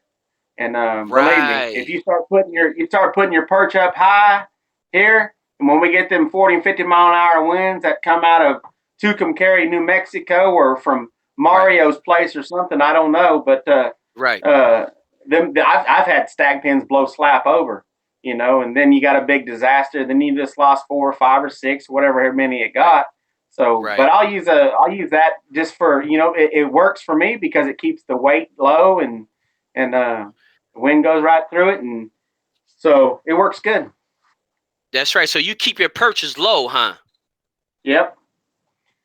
Well, see, on top of the good thing about keeping your perches low also is a rooster, when he gets on a perch, he's going to flap his wings. Mm-hmm. And I used to put my perch midway up, but then I always noticed the tips of the stag's wings would be broken or something like that. So I said, well, I'll fix this dadgum problem. So I started using the landscape timber and set them right on top of the. So actually, I killed 2 birds with 1 stone because I put the landscape timber down low, which put my center of gravity lower, so the wind can't blow them pins over. I don't want to stake down hundreds of pins, man. That's just, oh my gosh, because I move my pins regularly. Unlike some folks, they do it their own way, but I move my pins green grass all the time. And it's a lot of work, but it's a rewarding work. Right. So with that means, so that answer, I was going to ask you, next question was, do you have any bedding inside of your pens? And obviously you don't, because you just constantly keep moving them to fresh ground, right?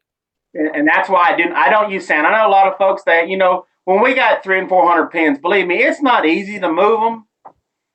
Right. But like I said earlier, I put in 100%, 110% effort. I believe in that. They're not going to meet me halfway if I don't go my halfway. And my halfway is 110%. So I want them to, and I put them on fresh ground. I mean, once a week, every 2 weeks. I mean, depending on how much grass growth we've got. Usually come spring, summer, like right now, I've already mowed twice this year and it was this high. And, when you get on a chicken yard, it's well fertilized.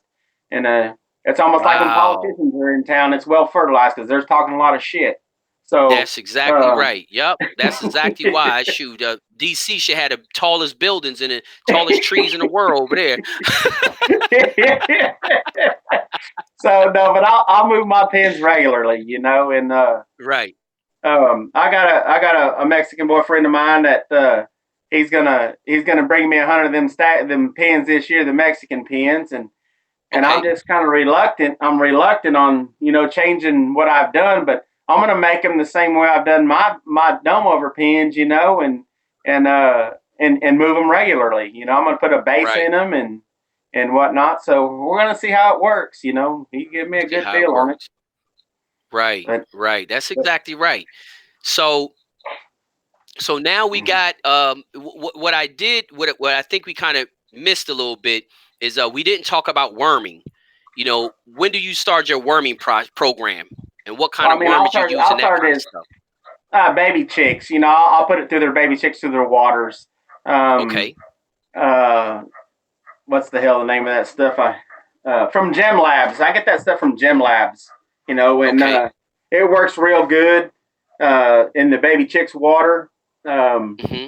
And then as they get to stag level, let me see what I got over here. As I get to stag level, you know, hit up Rick Hurst. Rick Hurst really does a lot of good things for us, y'all. And ever since I started getting those from Rick Hurst, let me tell you what. I know they come from the Philippines, but them's the best daggum worm pills I've ever used, and I use them, believe me. And Wow.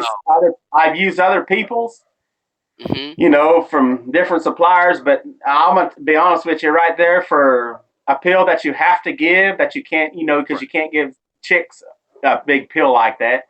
I Right. use them pills and you know anything big enough to take it, and Right. their heads will turn bright up. They'll brighten up on you, and Wow. I'm impressed with them. And in fact, I just ordered some more from Mr. Rick, so they're pretty good stuff. They're pretty good Pretty, stuff, huh?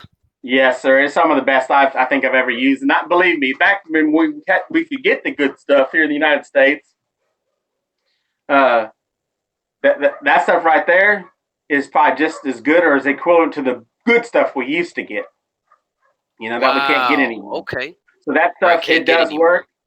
You know, I mean, I'll give credit where credit is due, and those things right there, I'll give them credit because them things work. Right. And They and work, I've huh? used them all. I've used them all. I've tried everything, and you know, you can watch your chickens, and uh, but now you get on the worming program. You know, I worm. I mean, as a hot summer coming on, spring summer, I'm 21 days, and Every 21 days, do you rotate out? wintertime I can slack off. Um, Okay, wintertime you slack off a little bit. Well, you can because see, most things when here it's cold, it's freezing. So Hmm. most of your parasites and things are dormant, and so you don't have to worry about it as much. Now, if you're in the Philippines or you know down south Mexico, Right. you got to be on a 21-day cycle on your stuff because your parasites don't go dormant in those places. So you Right. really have to Right. use them consistently. Now Consistently. Hmm. yes, and And just like here, it was starting to warm up here in Oklahoma. Heck, I think the other day we set a record at 94, even though it cooled down a little bit today. But parasites are going to start getting pretty prevalent, and they're going to be, you know, something you gotta be on top of, you know. that's So right. That's right. So Rick, what man, not Rick. You got me talking thinking hey, about Rick Hurt. you can call me anything you want if you're buying dinner. Well, I ain't buying it tonight, so I gotta call you by your name. So listen, Bobby, tell me this though. So what do you rotate your wormers out, or you just kind of been Well, you know, I got some from Tony Jr. as well. I got the UVL stuff from Tony Jr. and I'll rotate it. You know, I'll use one time, and then I'll use the other stuff twice that I got from Rick Hurst there. And Mhm. I just noticed a huge difference. You know, but I don't want the worms to get to the point to where they're you know immune to something I've given them. You know, Right? granted, I don't have a huge outbreak. You know, I ain't got worms or bugs. Yeah, I mean, you're going Right. to get them at some point in time, but Yeah. I just Right. noticed a big difference in those ones right there that I use. Yes, I do use the ones from Tony Jr. as well, the UVLs, and they tend to work Hmm. pretty good. And just like the other ones that I use, or the stuff I use from Gym Labs, the liquid, the Passagium Forte, that's good. That's a good worm medicine too. It's a liquid. You can give Right. it however you want to get it, but you know, put it in the water, mix it in, or you know, put a little in a syringe and put it down the throat, whatever you want to use it. But it works Right. just as good. But for uh, for A for stag quickness or and things like that, for a good pill, you just right. flop it down his throat and you're done. You know, and Right. it's a lot easier when you're working hundreds of roosters. That's the only way you need to do it. I mean, for me, it just it's a lot easier that way with the peel That's than right. versus the liquid. Yeah. That's right, right, exactly, exactly. Okay, so we talked about that. So the stags, you worm them out. Now let's talk a little bit before we even move over to the cocks and stuff like that. Let's talk a little bit about your feed. You talked about your Bobby Rogers mix. Let's talk. Let's let the viewers know what that mix consists of, the protein, levels, and do you feed the whole same feed all year long or what? So let's first start. Let's talk about your feed. Sure, definitely. The first thing you want to know is you guys is the feed that you feed on the yard should not be lesser than the feed you feed through the keep. You don't want to put your roosters into a thing to where it changes their body so much. Mm-hmm. So you want to use a consistent feed. Now, Mm-hmm. when you go to my feed, first you have corn, whole corn. We Okay. have rabbit pellets, Okay. calf manna, laying pellet 16%, Mm-hmm. dog food 20% or not 21% dog food. It's got Mm-hmm. the racehorse oats. I like the racehorse oats. They're a little bit bigger, and chickens Mm-hmm. they tend to like them too. Um, Mm-hmm. and then we got the wheat. I don't use a Milo. The Milo to me is a filler, and it will get hens. If you want hens to go to setting, feed them Milo. I don't feed Milo. That's the last thing a chickens eats. If you ever feed chickens, you'll see it in your feed. Milo. It's no good. But Wow. yeah, Milo is just a filler, and you can go to your feed mills and anything like they're going to tell you it's just a filler. So and but I've got Wow. I use that mix. It's got the 7 different black oil sunflower seed in it as well, and Okay. then you can some Australian peas. If you can get some Northern Canadian peas, that's even better. It's a harder pea. Better, it makes the Right. gizzard work a little bit more. Um, Okay. and that's a ticket. But that mix, you can get it from Daniel Jackson Feed Mill right there in Ranburne, Alabama, and they have it on file. Just tell them you want it, and I promise you, it's not an expensive feed to feed, Right. and they'll Right. mix it right up for you. And you tell them how many pounds you want, they're gonna mix it for you. And and I have a lot of people in that part of the country that go get that feed, and they swear by it, and well, I do too. But it's a good feed mix, and it works. It works, and It it works, and works. it works. And but Right. then I've had on the other hand, not to change it much because I'm not going to, but I've had friends tell me, why don't you just feed a pellet? And well, a good friend of mine, I won't mention Mm-hmm. his name, but a pellet. And he says, them 20% pellets, those things, the breeder pellets. He said, everything a chicken needs is in that pellet. And if Mm-hmm. you stop and think what he's saying, he's right because those are formulated by people that are smarter than you and I, and Right. about chicken science, and what chicken's Mm-hmm. needs are. And that Mm-hmm. actually, them pellets actually have everything a chicken needs in it, and Right. but we're not in that game for that. We're in that game to work a gizzard also because a grain works a gizzard, and Right. and you wanna work the gizzard, and a Yeah. pellet don't work the gizzard. Right. Right. But I tell you what, I know, and there's one person that stick to my mind, and he is extremely tough, and all he feeds is that pellet. That's all he feeds. That's all he feeds. Yep. And you can't convince him to feed nothing else. And Nope. honestly, by the way he performed, I don't blame him. I wouldn't, It, it, it I works. wouldn't do any. It, Yeah, it I know it. works. I know it works. I know it It works. I've works. I've, I've It's seen it crazy. firsthand. But you know what? I did that in Puerto Rico. But one of the reasons I stopped doing it was first I lived in the city and I had 52 birds living in the city. And those pellets make they poop stink so Yeah, bad. I don't know it what's blows in it, out. but good God Almighty. I don't care what man, if they don't look, the people don't complain about the crowing. They complain about that smell. It's like, what are you raising back there? Like you got elephants and llamas back there. It's like Jesus Christ. Oh my word! Like, and Yeah, they that's the tend to thing blow out about it. pretty good. They tend to blow out on Man, them pellets. They do. it blows them out. And I'm talking about it smell like death. It smells like death. And all Yep. it takes is one gust of wind. It's like, Jesus, I wanted to eat my breakfast, but that wind done blew the that wind blew the wrong way. And that smell is like, I told him, I said, you know what? I can't do, because my friend of mine's turned me on to it. And the birds did Right. good. Well, I Yep. started to feel like, man, why my yard is stinking so much? You know, I'm cleaning it constantly. It's like, why, even though with the same amount of cleaning, it stunk so bad, I just couldn't do it. I'm like, if you're going to feed them pellets, you got to be out on the farm somewhere, because Sure. that stuff blow their guts out. But I It have does. seen guys do extremely well with them. So it works, you know. I mean, it works, but that's why I keep it in my keep feed too. I mean, in my mix, the pellets right, are in the mix, you know. And I also have, you know, a lot of people don't realize, but I use the rabbit pellet in my mix too. And the rabbit pellet is just a substitute for grass. You know, if you got something working, and like a lot of guys out west in California, they don't have the grass that we have here.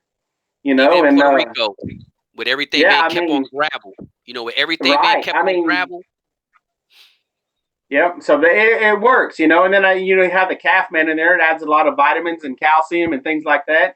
Then you add right, the safflower and the sunflower. You know, that adds the oil to the feathers, and it works real good. Now, on the other hand, I will also, a little secret for everybody to help you out feather wise. Go get you a couple gallons of that. They sell it at Walmart or wherever you shop at. They sell corn oil. I know everybody knows what corn oil, cooking oil. Okay, same crazy, but I know it works. And go get your feed, put it in your barrel, and a big barrel, so it's got 250 pounds, 300 pounds of feed in it. Pour one of right, those over the top of that feed, and right. don't feed it right away, because you got to let it soak in your feeds. And you'll notice Okay, that your chicken yard, your roosters are shiny. It'll add a lot of good oils to their feathers, and that's a good thing, you right. guys. Especially as we get later in this year, if you got roosters out on strings, and you notice you're getting burnt feathers and things like that, and because the heat's going to bring feather in. But if you got to put some corn oil in your feed, that'll help your feather health tremendously. Um, Tremendously, huh? well, I mean, you can have a dull chicken and bring them over, and I'll feed them out. I'll have them in my yard for a while, feed them with that corn oil in it, and 3 or 4 weeks, start to see them oil glands working. You'll see them oil glands working. Wow. You sure will. Yeah, put that But shine on them. that's why I keep the black oil, sunflower, and the safflower, and then I add the corn oil to it, and I believe in a good feather. Yeah, I mean, you have to have good feather. You Right. got poor That's feather, right. I mean, they're brittle, they break easy. You don't want them brittle and break easy. That's exactly right. And that's the reason why it's important to have those good feathers, because of that same reason, like you're saying. If they dried out and brittle, it's kind of like they just hollowed out. And if they flap when you're trying to handle them or pull them out the pen, next thing you know, the tips of the feathers start Yep, breaking off and all yep, that kind of stuff. And it's that's like, right. it's all those little things that you don't realize. One guy was saying to me, and I told him to post a comment inside of the group. He's like, my birds are losing feathers. And there's a lot of things that guys understand, that feed. The feed plays a huge impact in all the elements of their body. That's right. And that's why it's extremely important to pay a lot of attention to your feed, because it even goes back to, like you say, you don't want to raise all these chicks and don't vaccinate, and then they all start just falling off. And the vice versa, you just don't want to try to go out there and feed the chicks the cheapest food that you can feed them. And it's like, well, Yeah. why are you even wasting your time? Why are you raising 300 and you got to feed them trash or just a bare minimum like it's bread and water, when you can Hey, just eliminate, half of them or at least quarter of them and step up to feed, because you'll that's see a right. tremendous difference in the quality of, and it ain't just the price. Understand the ingredients, not just That's the right. price. Understand the ingredients, like you said about the Milo. The Milo is nothing but a filler. I'm pretty sure That's right. everybody watching this did not know that. So that's something now that we can take back and say, hey, let me look and see how much Milo is in my feed. If you And don't know what it look like, a lot of people, they'll go buy, I'm not putting no feed names out there, but they'll go buy this high powered Gamecock mix thing here and there. And man, they got tons of Milo in that feed. right, They're just boosting their profits. That stuff's a cheap filler, and people buy right, it, and then and right, they'll have to put some to offset it to bring the protein level up, because that stuff's really, it's garbage feed. Milo is. It really right, is. It'll make a hen go to right, setting quick. Um, if you're feeding a lot of Milo in your feed, your hens will go to set and quit because their body's breaking down, and they're gonna, because the feed's not the quality they need to keep Right. producing. That's They a good, sure like aren't. I say, that's some good info because I didn't know I didn't know Milo was a filler. I Yeah, personally didn't know Milo was a filler. Now I there's know hardly, Milo there's was not a very filler. little protein value in it, and it's just a filler. And most feed companies will tell you they use it as a filler. Um, Tell me this, Bob, and I know you're in Oklahoma, but you still have a lot of friends in the Philippines. In that kind yeah, of climate out there, do they feed a lot of corn in their feed throughout the year? man, my partner over there. Uh, we feed pellets over there. Okay, We feed I have seen I strictly have seen only some on of, that farm. so all you feed is pellets, huh? Strictly pellets on that farm. We get them sent over from the States over to there. You say sent over there, but when you're doing it the way they were doing it, and then we're putting it by freight in the ships, it's really not that expensive that way. But we see a tenfold difference in the chickens over there just using the pellets. Just using the pellets, huh? Yeah, and he has noticed a huge difference in them performance wise too, just using the pellets over there. Um, he'll Wow. want to mix in. He'll want to mix in, but corn. He'll want to mix in corn sometimes, and we'll have discussions about it. And he tends to change his mind. But I mean, it's not just one guy; it's two guys. So we'll work together and work through it. Right. Right. Well, so let's continue talking about the feed. So you said you don't want to feed your yard feed shouldn't be less than the feed that they use in a keep, correct? Equivalent. I use the same yard feed as I use in the keep feed. The only difference is I feed a wet feed. So I feed a blended mix. It's got fruits and buttermilk, and it's got raisins and bananas, and you can use some oranges, and put all that stuff in a blender, man. And I put 2 tablespoons on top of that feed that I just mentioned the recipe to, on Right. top of their feed, and I mix it in, and then I put some Lixotinic, the vitamins that I mentioned earlier. I put 7 drops of Lixotinic on that feed, and uh, while they're in the keep, that's how I'll do it. And with, I mean, they come on. I see So Mr. Sylvester on here the other night talking about tomato. It works real good. Buttermilk's your friend. I promise you it is. And it does real good, that style right there. I learned that style um, through the gentleman I mentioned earlier about his roundheads here in Oklahoma, uh, and that style works. That style of feeding really works. It puts a lot of, I don't know, I'll just use it point blank. It puts a lot of cut in a chicken. okay. And to me, if you don't have cut, you don't have anything. I don't care Right. how game your chicken is. If you don't cut, guess where he's sitting at? He's sitting in the dead pile. Right. So, That's right. so No, that's what it he, is at the end of that's the some day. gun. He's dead game. He's dead game because he's sitting over there dead. If he ain't got cut, Right. it don't matter how game he is. And Right. So and that feeding that wet mix to me with that wet feed on top of it. Moisture brings cut. Remember that, guys. Moisture brings cut, and mhm. dryness brings stiffness. You want to reach. Mhm. You have to have Yep. moisture to reach. You don't have moisture, you don't Right. reach.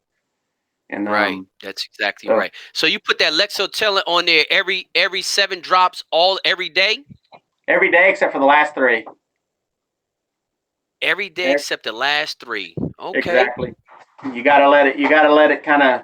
You build it up, and you just gotta let it level.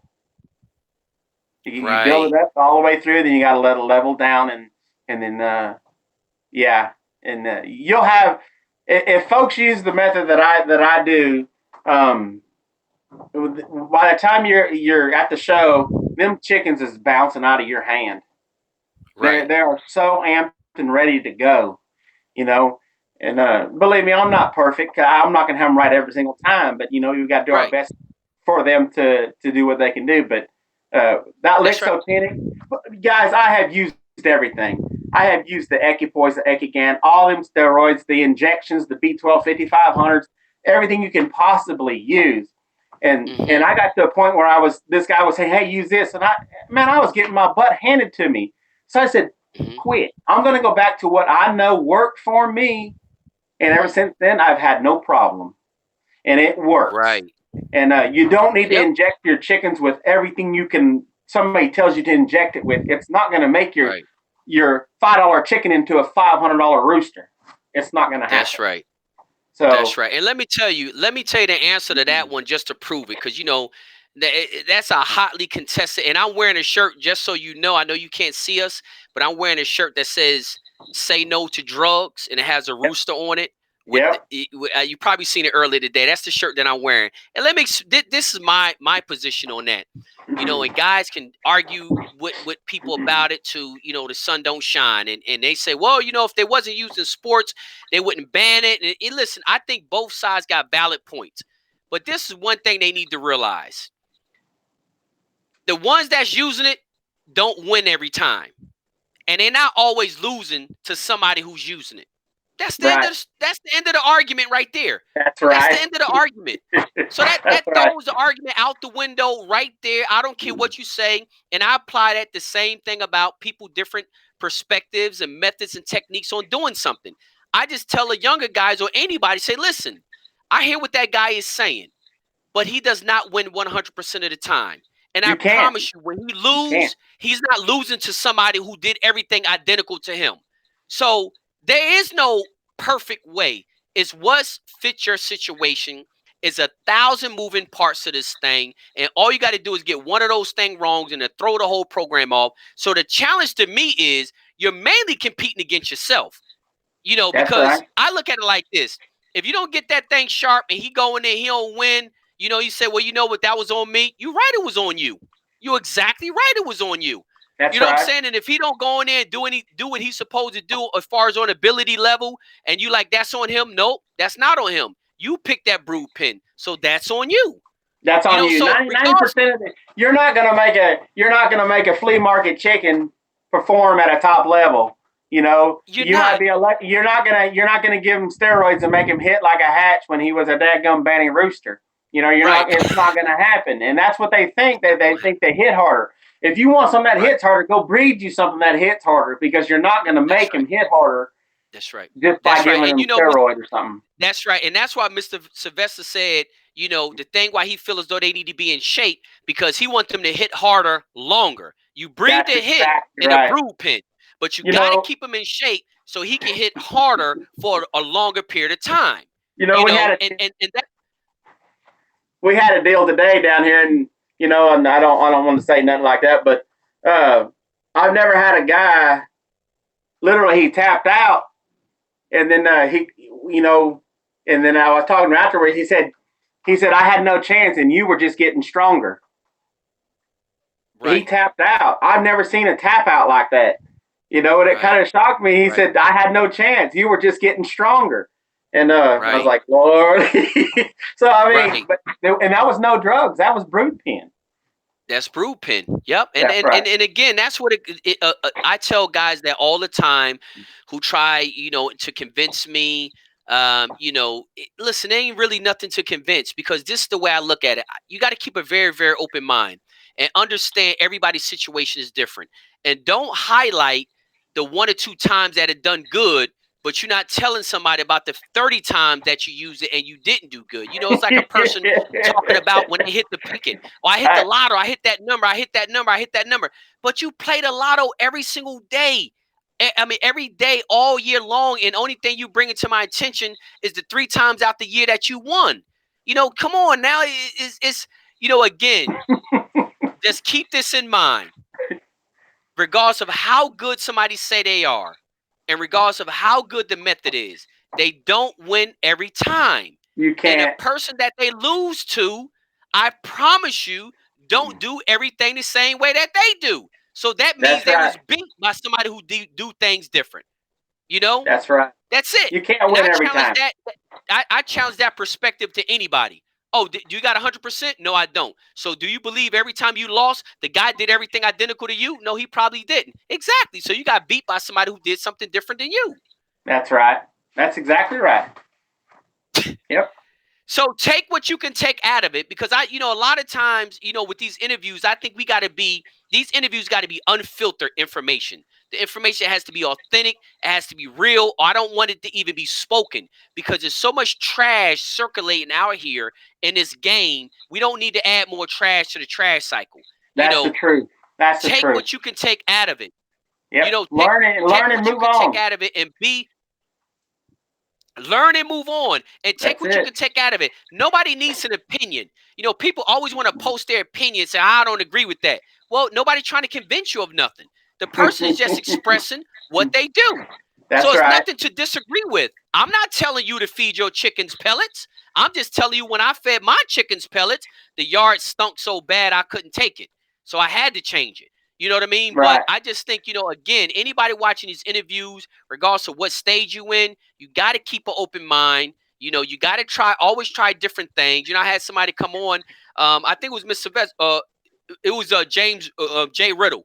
Jay Riddle talking about he worked with the things that he knows working, but he's always got his eyes and ears open for better ways to do something. Because Hey, imagine we if you try to progress. do birds like you were doing back in '72. That ain't No, really you the can't do answer. that. So many more fish. You can't do that. You Nope, can't you do it. can't. If you're doing stuff like you did back then, you're not doing no more because you're getting handed to you. You've got to That's right. evolve just like the sports evolve. If Yep. if you're not willing to change, then the sport will change you. That's right. And it's evolving. And if you're not breeding for today's game, you're breeding like you bred 30 years ago. You're not evolving. You're backing up, and you're not now obsolete because you're not going to be successful in today's field if you were breeding like you were breeding back then. That's right. People were looking for them Bill Holt single stroking hard hitting roosters. Right. Hey, I'd Right. love to match one of them today because I'm going to whoop his tail. Right. And people That's are right. breeding a lot different now than what they bred back then, and for that reason, because the sport has evolved. A lot of folks Right. don't like when the knife came in. They say it'll mess up our whole game. Because everybody was gaffed back then. And Right. I don't think I think knife has actually helped our sport, and to the sense to where you have to have gameness, and you got to have speed, and you got to have cut, and And you gotta have some intelligence. yes, sir, you got to have all And that. some You got to have instinct, whatever everything. you want to call it. Yeah, if you want Yes, to call and it so instinct or whatever you want to call it, but you got to have that's some more right. instinct, some different instinct. So I believe the knife has actually helped the sport more than it has hurt the sport. Because they say you don't have to be game to be a knife. But let me tell you what, I've been in some of them drags for a long time on my dadgum That's a fat, lie. and I'm glad that Rooster That's was you. gamer than me. You know, That's no. yeah, So yep. don't tell me I they don't agree have with to you. be game. They have to be No, game. that's exactly right. I'm telling you that right now. And anybody who say they don't ain't seen it because I That's can exactly promise you. right. Anybody That's who ain't, that it's just that simple. But I want to bring up 2 points that you made, and the reason why I think I wanted to bring up these points because for 2 reasons. Like you say, you got to evolve, right? Because I get a lot of flack when people say, if it ain't broke, don't fix it. Listen, I understand that basis of that concept, but let me tell you something.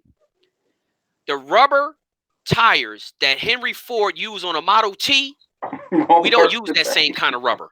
That's It's exactly right. rubber, but it ain't the same kind of rubber. Right. You know what I mean? And today we got electric cars that's faster with more torque Yes.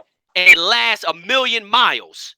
So Yes. with that concept, if it ain't broke, don't fix it. That's the same concept of somebody saying, I'm gonna feed my roosters like I did back in 1970. The bottom line is this, dude. You got to keep an open mind. I mean, because as far as I know, a couple 100 years ago, people was taking buggies and horses from the East Coast to the West Coast. But I look in somebody's garage now, they got a car in there. They ain't got a That's buggy. right. And if you gave That's them right. a horse and buggy, they ain't going to take it. So, guys, believe me, like I say, these interviews have to be very real. And again, nobody's trying to convince you of anything, but you got to keep an open mind and look at a lot of things for yourself and not just regurgitated information. He made a very good point. He got evolved. Now, he been using his dome pins since he been in the sport. But what he going to do? He going to try the Mexican pins. He going to try them. He don't know if it's going to work or not, but he's at least going to try them. The same thing I was talking to Mrs. Sylvester about was the fact that every single cross was an experiment. Every single cross was an experiment. So when somebody try to tell me if it ain't broke, don't fix it, then that means you don't have one cross bird in your yard. Because every person who made a cross, that was an experiment, right or wrong. That's hey, you're dead on right there. People say pure Kelso and things like that, and I had a conversation today about that. But anyways, the pure Kelso, I said, do you realize that there's 7 different bloodlines in Kelso to make Kelso? So See? those were all cross chickens that he lined out to make it a pure family, and that he See? called Kelso because he's Kelso. So Right. and then that goes on to the sweater, where they added the yellow-legged hatch to the Kelsos to make sweaters. See, that's what I'm saying. So Everything was experiment, though. yes, And all of those guys who started that, was successful in their own right before that's right. they came on with that experiment. So even if guys today, they should not adopt that mindset, because the birds on their yard was created by people who experimented. So if you're saying if it ain't broke, don't fix it, then what birds do you have on your yard? Right, Because the birds you have on your yard was a result of an experiment. right. So you're exactly right. And I like the experiment. I'm a little of a scientist on that experiment stuff, and I've been successful with it. So I stick to my science, and it works. That's right. That's right. And it doesn't hurt to keep trying, keep evolving. Because Tonio yesterday from the Philippines saying in the Philippines, every 5 years the birds look almost like they're completely different. Like he talked about the off colors, the Doms, the Bulicos, the Hennies, and all that. When they first came to the Philippines, there was nothing. They were dangerous until they got hit. But now today, they dangerous when they giving it, and they still dangerous even when they do get hit. Because again, you constantly evolving. You got to constantly, and the only way you can evolve, you got to experiment. You have to try stuff. So that's why I'm totally against you got to, and I say like this, only person, seek all the advice you want, but you don't need to seek approval. Just seek advice. The only person you need to get approval from is the person carrying those feed buckets. The person paying for that feed is the only approval that you need. Get all the advice you want, but don't never go out there and ask another man or ask another breeder if you should cross a Kelso with a hatch. If you got Kelsos and hatches on your yard, hey, and you paying the feed bill, feed them. I mean, do it. Why not? I mean, you're the only person that's going to feed them. That's the same thing Mr. Sylvester said. And just read the history. Read the history of it a little bit. There's already hatch in Kelso, guys. See? And it bugs the crap out of him when people call him, hey, is this pure? Is this pure? He's pure chicken, man. That honestly, you want to call it pure. I mean, does anybody really have pure, whatever they want to call it? And Mr. Daniels, he hit it on a while back. And I totally agree with Jason when he said it about the purity of a chicken. He says, man, get off of that and just breed and what works for you and call it what you want to call it. He said it just like that. And I was watching. I said, man, I totally agree with him. I mean, because to me, that's the bottom line. I had a guy today. I had a guy today, for instance. He was wanting some diamond cutter grays, and then I told him he said, oh, I wanted a pure family. I'm like, dude, I mean, okay, that's what they are, because I lined them out into a family over 20 years ago. So it's pure family, man. I mean, it's a pure line bred family. How I did them like that. Right. So and that's exactly right. And that's what Gator was saying. He's like, when you say pure, and Tammy Shive said the same thing. Yeah. It's like, I'm saying it's pure my line. I'm not saying it's pure as a what. He said, no, this is pure Gator blue face. That's what I'm telling you. That's pure. I'm not saying the chicken ain't got this, and that. I'm just saying this was my creation. It's pure my creation. This ain't Freddie's next door. This ain't Howard's down the street. These are just my pure stuff. So when people say pure, a lot of guys are taking it out of context. They don't mean a chicken is pure. And to me, even asking that is like, that's not really an educated question, because it ain't no pure. It ain't no pure. No. So what you mean by pure? Do I want a pure diamond cutter gray? Do I want a pure Gator blue face? Do I want a pure Tammy Shives sweater? That's when you say pure. But you can't say I want a pure sweater. Like, what are you talking about, dude? I get so frustrated. And you and I had this conversation before about purity. I mean, come on. All the chickens, all these chickens have derived from the jungles out of Asia, And I believe you can trace every single damn chicken you eat, every egg layer in the Right. world, all comes from a game chicken, man. So Right. purity is Right. in their own right. So I mean, Right. it's a game chicken. It's a game chicken. That's right. That's exactly right. And I think again, these are some of the things that really need to be said, and not in a belittling way, trying to belittle somebody. Right, And and right. and and, and that's the reason why I'm saying it, because it's not to belittle anybody. It's just something to kind of make you think. Think about what I just said. Is not belittling anybody, but just to sit back and just think about it in your own home and see if that stuff makes sense. Again, That's right. you got to constantly keep evolving. That don't fix it. That strategy doesn't work. And I can promise you, by looking in your own yard, you prove that that's contradicting to what you said. With the you got more than one bloodline. Even if you got one chicken, he came from more than one bloodline. And That's every right. time somebody tried that cross, that was an experiment. That's Regardless right. of, it was an experiment. Nobody knew how it was going to turn out. And the chickens that you have today are all a result of experiments. That's So exactly even those right. guys at a very successful level that they are, they still never stop trying. They still not never stop trying to create a better chicken to get the edge. And just because they didn't know the scientific terms to it, didn't make them stop trying something. You know what I'm That's right. saying? Well, and People, that's why people, I was trying. That's why earlier when I was speaking about breeding and then line breeding and how I like the 5/8 3/8 blend is the best, right, because now you take two different families, you blended them together. So you're looking for right. the uniformity, and therefore you're creating your own pure family, you guys. That's You're right. you're creating your That's right. own pure family, your own That's pure right. family, not something That's Walter right. Kelso made 100 years ago or 80 years ago. You're That's right. making your That's own right. and then call it That's what you right. want to call it. You can call it a Waffle House chicken. I don't care. Right. I mean, That's I right. prefer some Popeyes or something, but you. But that's just how it is. I mean, breed your pure family for you. Don't That's be right. so stuck on, oh, this is pure from such and such, and it's pure sweater. It's pure, man. Man, I take a pure crap every day, and Yep. it's That's pure, right. but Right. it's in my eyes. I mean, let's get off that. I get so aggravated, and I see a lot of other breeders get aggravated. Is this pure, pure, Right. pure? Man, get off of that. It's a game chicken, and they can That's right. fight. That's what you And you want. You know what want a I game do? chicken that can fight.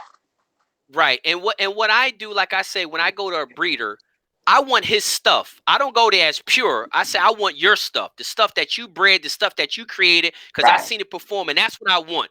I don't know if it's pure. You tell me what it is. All I know is that stuff I seen you show.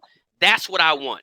That's it. And I not only want that, but I want something to create that. I don't want just the butt end of it. I want something to create that. And again, I look at it as an investment to buy me some time. I'll pay the big money now from a reputable person to give me something that will save me 5 years of time and my own experimentation. Because Yep. again, the first couple hatches going to be exactly the way you told me to do them. And once I got enough of them on the ground, then I can start trying to twist them and mix them all up with That's other right. different types of That's things. right. But those first couple hatches, when I go by that pair or that trio, them first 3 years, I'm going to breed them exactly the way you told me to breed them. When I got enough of those on the ground, then I got time to start experimenting with other stuff and crossing them with this and crossing them with that, because I got enough stuff to keep me busy. I got enough stuff to keep me active. And I know that a lot of times it goes back to the thing where you said about patience. A lot of guys don't have that patience. And when they don't have that patience, they make a lot of mistakes, man. And then, they be in here on that non-patient wheel 10 years down the road. They still haven't got to where they want to go because they won't pump the brakes. Try something at work, regardless of who it came from. If they say it's working, try it. If it's working, do that for a couple years. Get you enough seed stuff to keep you active, and then be doing the research and development. Don't That's exactly turn right. your whole career into a research and development. That's what I see with a lot of guys. Their whole career has been nothing but research and development. Every year you go to their house, they trying something new. They never take the time to perfect something. You know what I'm saying? I mean, again, you know what I mean? Just think of, am I right or wrong? They never, they never You're take the, exactly right. I've seen they it never take firsthand the, myself. Hey, this guy was doing good with this. So I'm gonna try this with this. I'm like, Lord, You just got to remember Man, what worked for you and stay with it. Work. and you know what I do? You know what I do? I let them go out there, man, and spend all the big money. And then when they mind change and they want to go do something else, I'm knocking on their door. Hey, man, you want some of them to them that brood pair you got from him? Oh yeah, I'll go ahead. I don't want him. I don't like the guy no more. And that stuff that work. Hey, you right. Go ahead and sell I'm them to me. gonna Now I'm I'm gonna gonna get them go hunt up same some. thing. I'm I'm gonna gonna go get hunt those up same. some Doms. I'm gonna go hunt up some Doms and give them to James Sylvester and see if he'll bring them. James, uh, I mean, because what he has works, but I think Sure. I don't know if we should do that. We should take some good successful Doms and bring in some Doms, and hey, these will do good for you. So I Hey, mean, man. to me, that's what Hey. people do. I don't understand Yeah. why they do. If it's working, why are they going to change it? But Yeah, man, and I'm telling you, man, I see it all the time, man. I let them go out there, let them go spend that big money, get that pair. If it don't do good for the first season, they talk crap on the breeder, and now they yeah, at another breeder's farm telling me how great that breeder is. I'm like, you know what? Just give me some of those chickens that you got from that last guy. I want those and what you want for them. And typically they have price. So because sure, you want to get rid of them anyway. And then sure. I'll take those same chickens and only thing I'm gonna add to it is patience. I'm not going to do anything extra. Only thing I'm going to add to those brood chickens I just got from you is some patience. And by the time they're ready to show, you're going to be on your third breeder, which your sixth, you'll be on your third breeder and your sixth trio. And I'll be out there whooping your behind. And still You know what I'm haven't saying? shown anything. And still haven't shown anything because you're still in the research and development phase. So, That's a right. lot of guys get caught up on a lot of those things. And again, initially coming into the sport, you want everything that you see that's good, you want it because everybody wants to do well. But you got to That's right. understand that every single breed and every single bloodline has good and has bad. I don't care what Sure. nobody say. People say sweaters ain't game.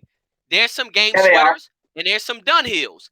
They say I, hatches is game. They got a lot of bottom. I have seen some hatchers try to fly out the ring. So don't tell me that. All hey, hatchers I'll are tell not you, I game. got some. I got some of the probably gamest. Well, I gave them to a friend of mine. Some of the gamest sweaters you'll ever see, and the toughest sweaters you'll ever see. Right. But I got them hand selected from Mr. Bruce, back in the day, and I shipped them to California to a real good friend of mine out there, and Right. he they're really pleased with how those sweaters are. And he said Yeah. he's not a sweater fan. He said these things are awesome and they Right. are game. That's right. So And there's good and there's bad, but you just have to pick and choose what you get. do you have to pick and choose what they get? And the thing is Yeah, that throwing that name on there, like I say, this yeah, is a sweater. Man, that thing could be all kinds of chickens up in that thing. You don't even they don't even know what it is. So again, like I say, it's good and bad in every breed. That's why I say only thing I add to it is patience. Because again, it's gonna be some bad ones that come out that brood pair he got, but I'm gonna get some good ones too.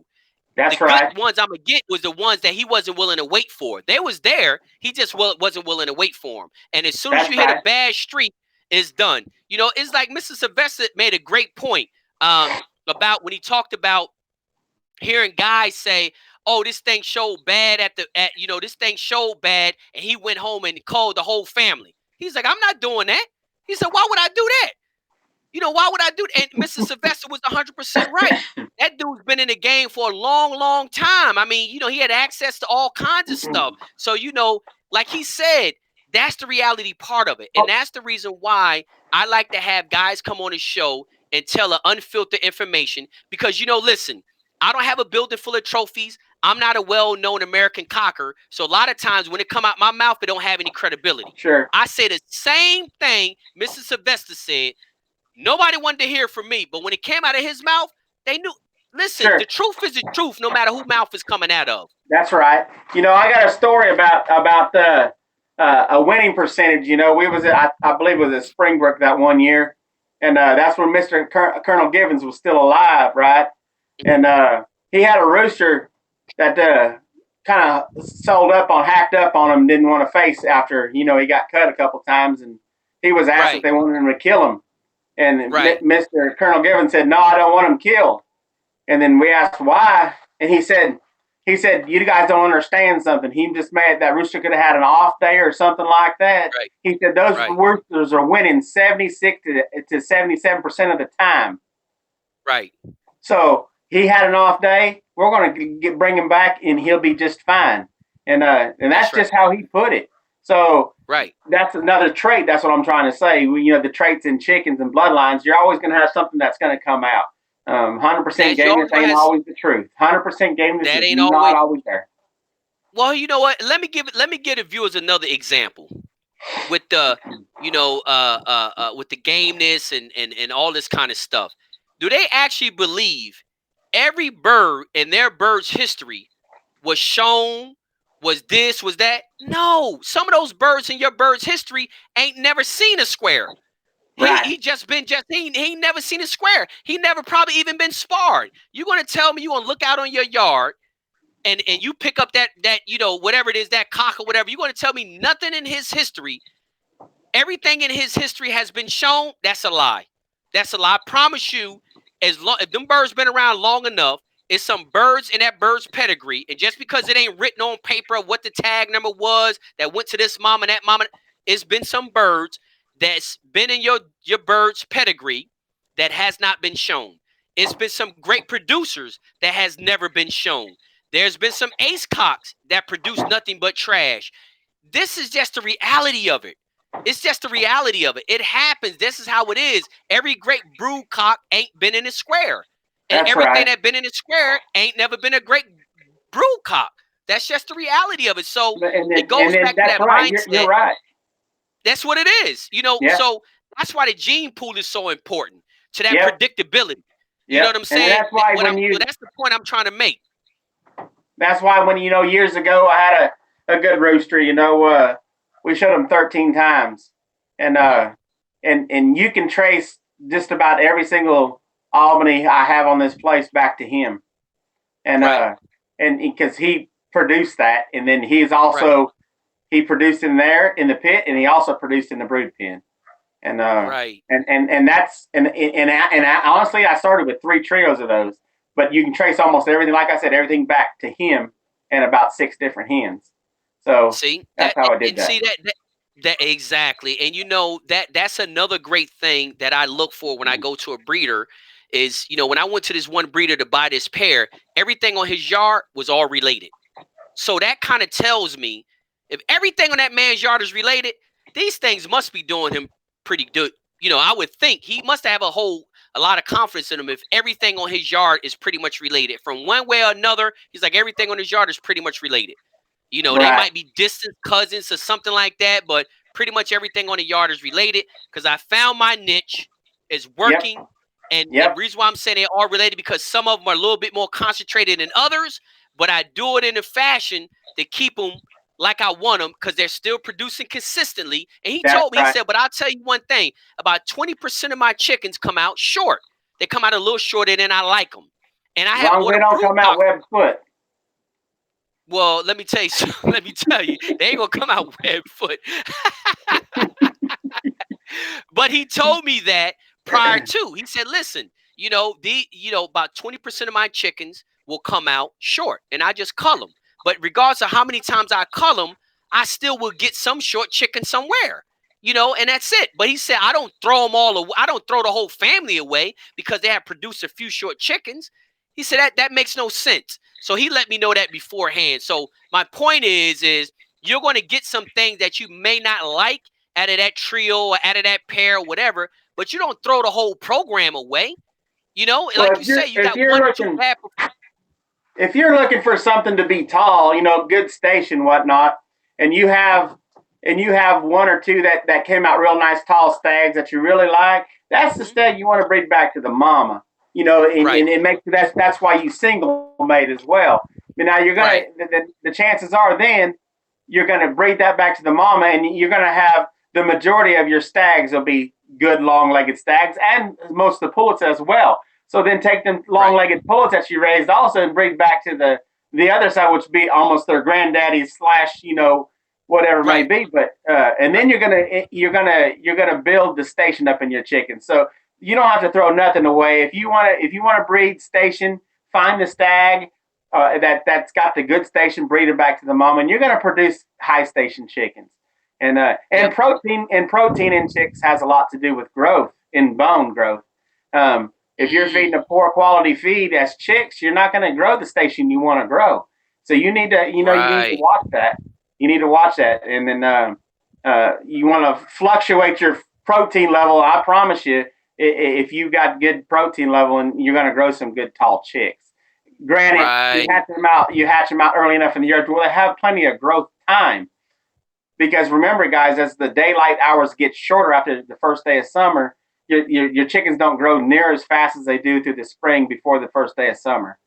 And Right. daylight hours triggers a lot in chickens, mainly your eggs. So daylight hours and protein will grow you some taller chicks. Right. Right. And I know we probably kind of got, I ain't gonna say we got off topic, because those are all topics that we should be talking about.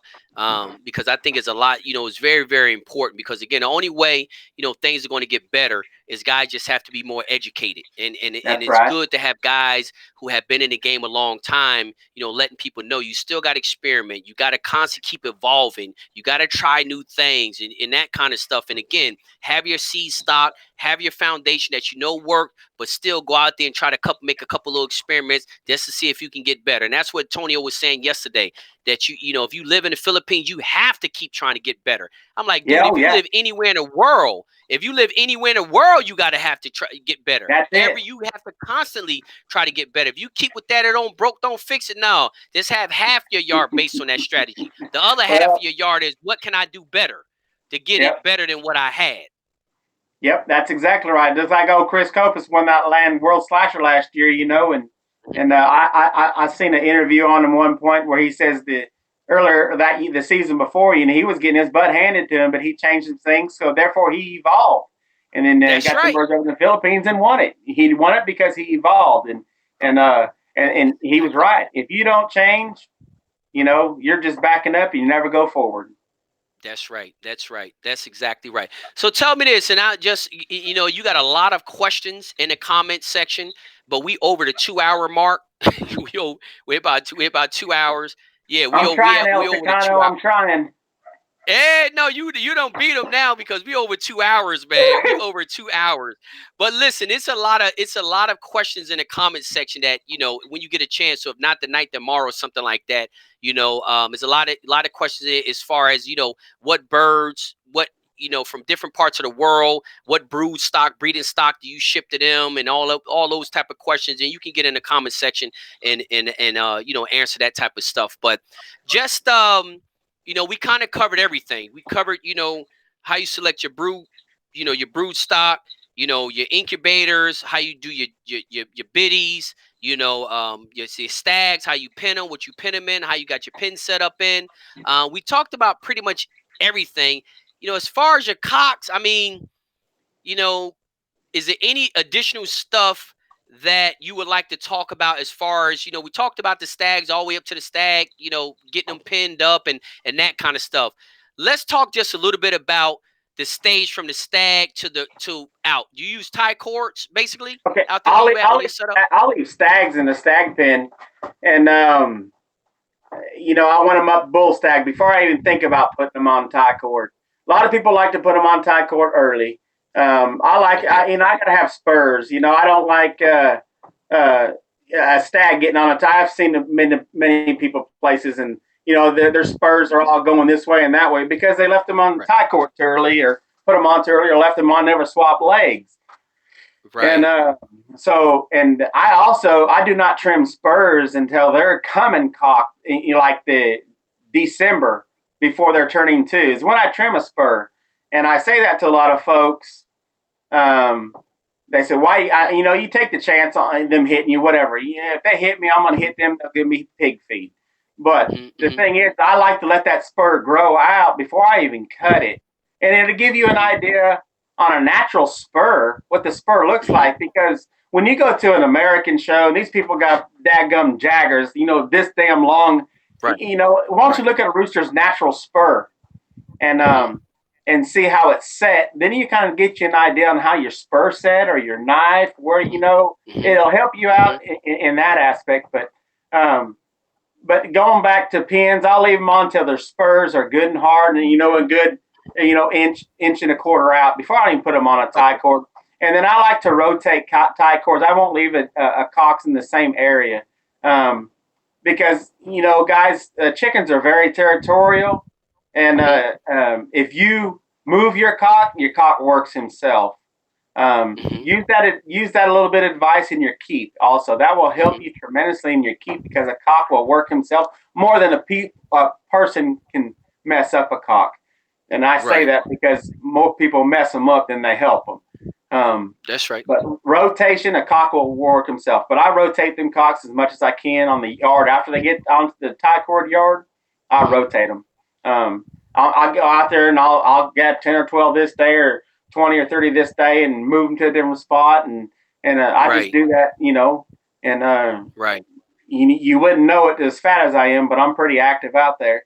And so, but surprisingly, I put in a lot of effort and time and hard work, Right. blood, sweat, and tears. I mean, I promise you, Right. I got cut up hands and everything from chickens and everything Right. else, but I wouldn't have it any other way. But definitely, I put stags on once their spurs get long enough and hard enough to get out there on a tie cord. Don't put them on there early, guys. You might be a knife fighter. Who cares? You got your right spur, looks like crap. Whoop-de-doo. Put him Right. on there when he's old enough to get on there, because if he gets on there too young, them bones aren't set, that leg's not set, and he goes to yanking Right. on it. Yep. You're going to create something there that you may not see, but I promise you, it's irritating him at some point. That's right.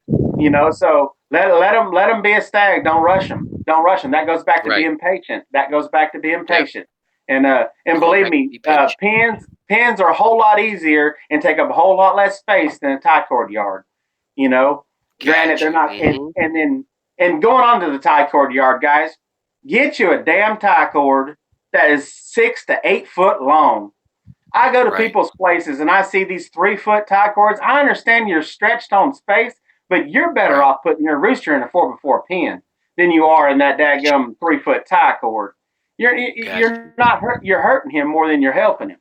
You're not letting him move around. Me myself, I mean, I'm fortunate enough. I have got plenty of space, and I use that 8-foot tie cord, and and I use them, and I promise you, and they run that whole radius of that That eight whole foot radius around. They run it, right. and I know a lot of guys. I used to use a lot of barrels.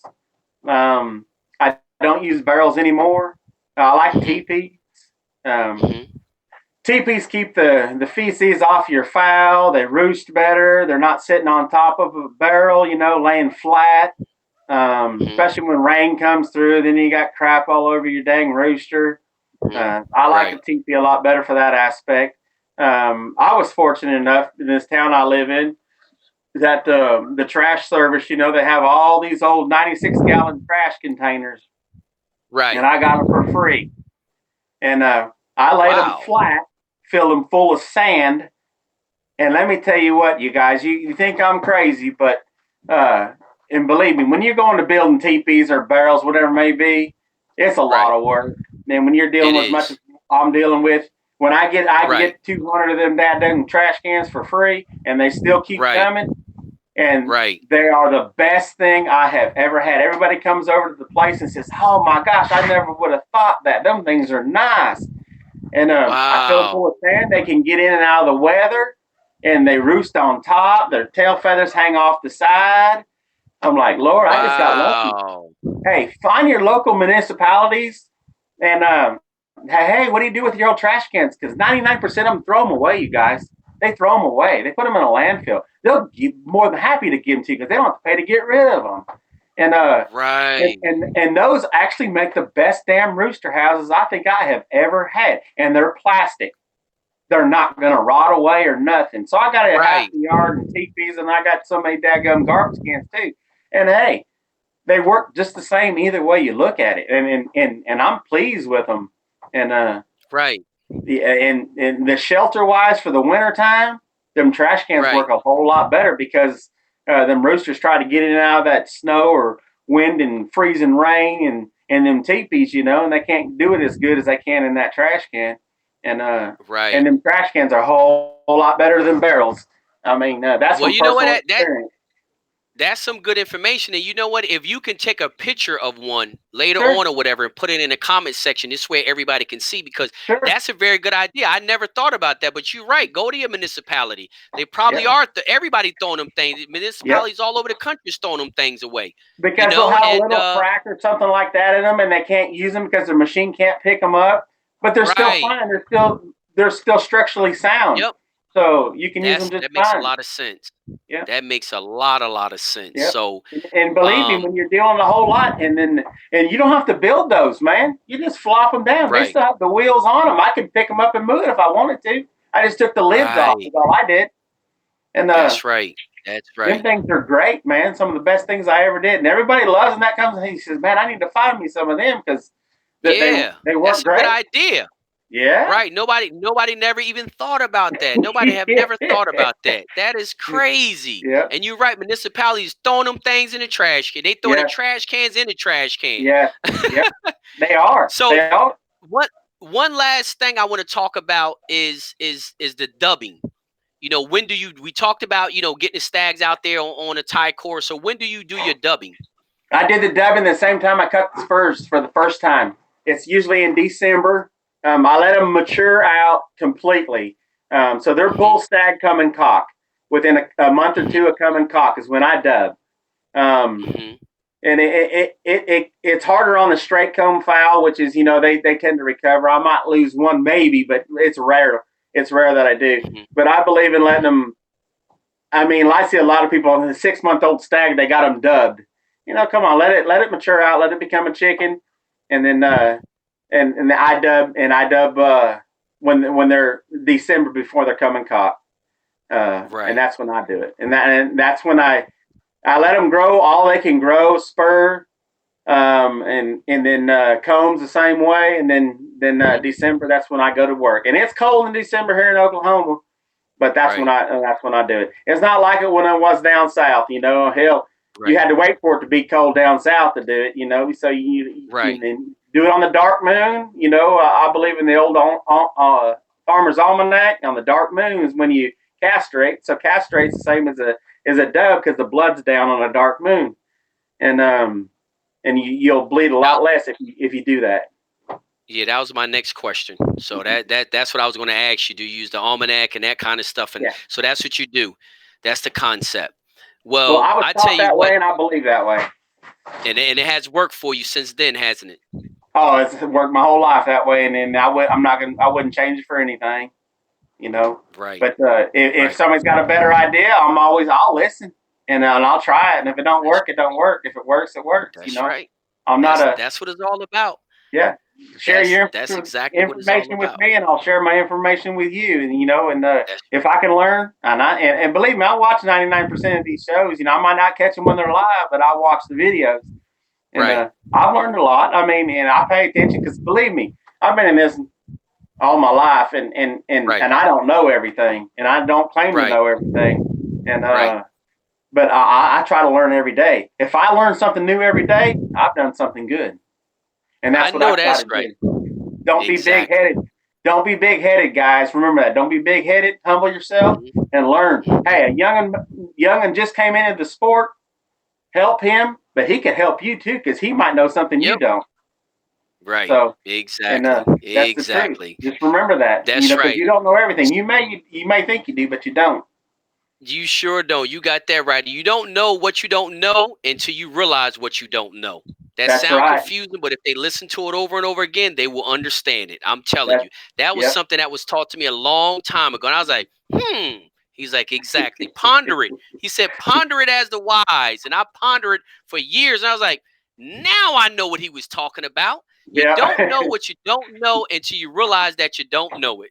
I'm That's like, right. good God And Almighty. that's So, why that's why I said that at the beginning here. What my granddaddy used to tell me as he's pointing at his head like this, he said, "You better start using your old asshole." And he's telling you to think about it. right, If he right. says, "I don't care how smart a man is, if he doesn't have the ability to think, he's an idiot." And that's how old time. That's him talking to you like that. And Yep. And he said, think. He says, you don't have to be a well-educated man, but you have to have the ability to think. If you can think, you can do anything you want to set your mind to. You got that right. That is the So just truth. remember that. That's the truth. Well, Bobby, man, this has been a great evening, man. We are over the 2-hour mark, so you beat El Chicano out. Love you, Arthur. You beat El Chicano out. But, man, this was an awesome interview, just like all the rest of them. And like I always tell everybody, take what you can take out of it. The rest of it, just keep it moving. And it's a lot of information. Again, as y'all guys realize, as you watch these interviews, everybody do something different. All of them are successful in their own right, but all of them do something different.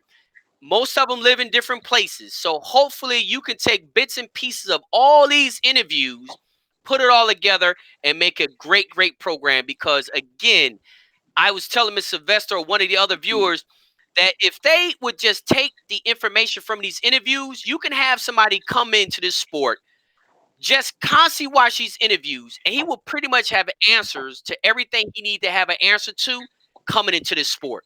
That's right. It's hundreds of years of information and hours and hours and hours of interviews from all of these different people from all different walks of life. Big farms, small farms, large farms, medium-sized farms, all different parts of the world. Everybody does something different. And again, I think whatever question you may have, if you watch these interviews, I promise you, you'll find an answer to them. So again, I greatly appreciate you coming on tonight, sharing all of your information, your years of experience. There's a lot of comments, a lot of comments or questions in the comment section. If you can get to them today, tomorrow, whenever, address those comments, that'd be great. I'm pretty sure some of them you're going to want to answer. Some of them, again, guys, if y'all came in the middle or halfway through the interview, it'd be best to always go back to the beginning of the interview and watch the whole interview, because some of the questions y'all guys are asking, Bobby has already answered. So that's the reason why I'm mentioning that. Some of these he has already answered some of these questions that we have in the comment section. So but again, Mr. Rogers, greatly appreciate it. This is Bobby Rogers from Diamond Cutter Game Farms located in Oklahoma. He's on Facebook. Y'all guys can reach out to him. He's going to post that picture of those trash can, cock house or whatever you want to call it, what he used. He's going to post that in the comment section so I can see a picture of him. Y'all guys know how to get in touch with him. Y'all can definitely reach out to him.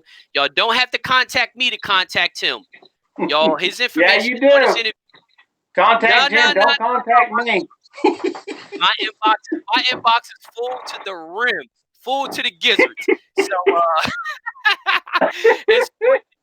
again, Bobby, it's a pleasure, man. I'm glad you came on tonight. We all learned something. I learned a lot. I can say I learned something, about the dubbing, the incubator. I mean, the vitamins that you use, the thing about the brood. All of this information, man, I learned something from every single interview. Every single interview. And there's stuff on there that I don't think I'll be able to apply, but there's a lot of stuff that I think I will be able to apply. But the great thing is I got a lot of answers to a lot of questions. Even if it doesn't apply to me, I learned the answer to a question. So that's one of the great things about it. But have a good evening. Have a good night. We'll be talking to you soon. Don't forget to get in that comment section and get after your followers in there. Post that picture if you can. Guys, I'll also be uploading this interview up to the YouTube channel, Journey to the Pit 362 University. And it's called that because it is hundreds of years of information from successful breeders on that YouTube channel. I do not see all the questions that y'all guys message me. If you took the time to go to the YouTube channel, Journey to the Pit 362 University, and took the time and watched all these interviews, you will already have the answer to the question. So, again, Bobby Rogers, have a good night, brother. We'll be talking to you soon, and thanks again for coming on to the show. You're welcome. Thank you for having me. Love y'all. Be good out there and stay game. All right. Take care, man. We'll talk to you soon. Bye-bye. All right. Bye-bye. All righty, guys. That was Mr. Bobby Rogers from Diamond Cutter Game Farms, located out there in Oklahoma. It was an extremely good interview, just like all the rest of them. I'm pretty sure y'all guys learned something from this, as y'all do from the other ones. He's not, and just like any of the other guests are not on here trying to convince anybody to do anything. So it's not about agreeing or disagreeing. It's just a bunch of unfiltered information that gives them an opportunity to give back, gives all of us an opportunity. Y'all guys know my phrase: each one teach one. We need to take an active role in creating the next generation, providing them with the information that they need to better the sport, to create better birds, improve the birds that they have, and create all new things. So again, guys, I appreciate y'all guys hanging in there and watching and joining us tonight. Tomorrow we takes off on Sunday. We will not be doing the interview tomorrow, which is on Sunday, but the interview will start back again on Monday. And y'all can go to the Journey to the Pit page, scroll down. You can see the whole schedule. I posted the whole schedule about who's going to be interviewed per day. So you don't have to message me about it. Just take the time, go to the Journey to the Pit fan page, which you looking at this video right now. Scroll down and you'll find the schedule for the rest of the people that we will be interviewing. Again, don't also forget to go over. I need y'all guys to go over to Journey to the Pit 362 YouTube channel. Like the channel. Watch all the interviews. A lot of interviews on there that y'all guys haven't seen. Watch all those interviews and do me a big favor. If anybody can do anything for me, share, share, share. Share this interview. Share the YouTube channel. That's what y'all guys can do for me to help me reach my goal. My goal is to educate 1 million cockers from all over the world. And the only way I'm able to do that, if y'all guys help me out and share these videos, share this information, because it's somebody on your page in your neighborhood or something like that that can use this information. Don't hog it up. Don't keep it to yourself, because the special guest that's coming on here, they're not keeping their information to themselves. They're sharing it with you. So pay it forward. You share it with somebody else. So have a good night. I'll be talking to y'all guys soon. God bless y'all. Stay focused, stay positive, and stay safe. And we'll talk to you. We'll see y'all on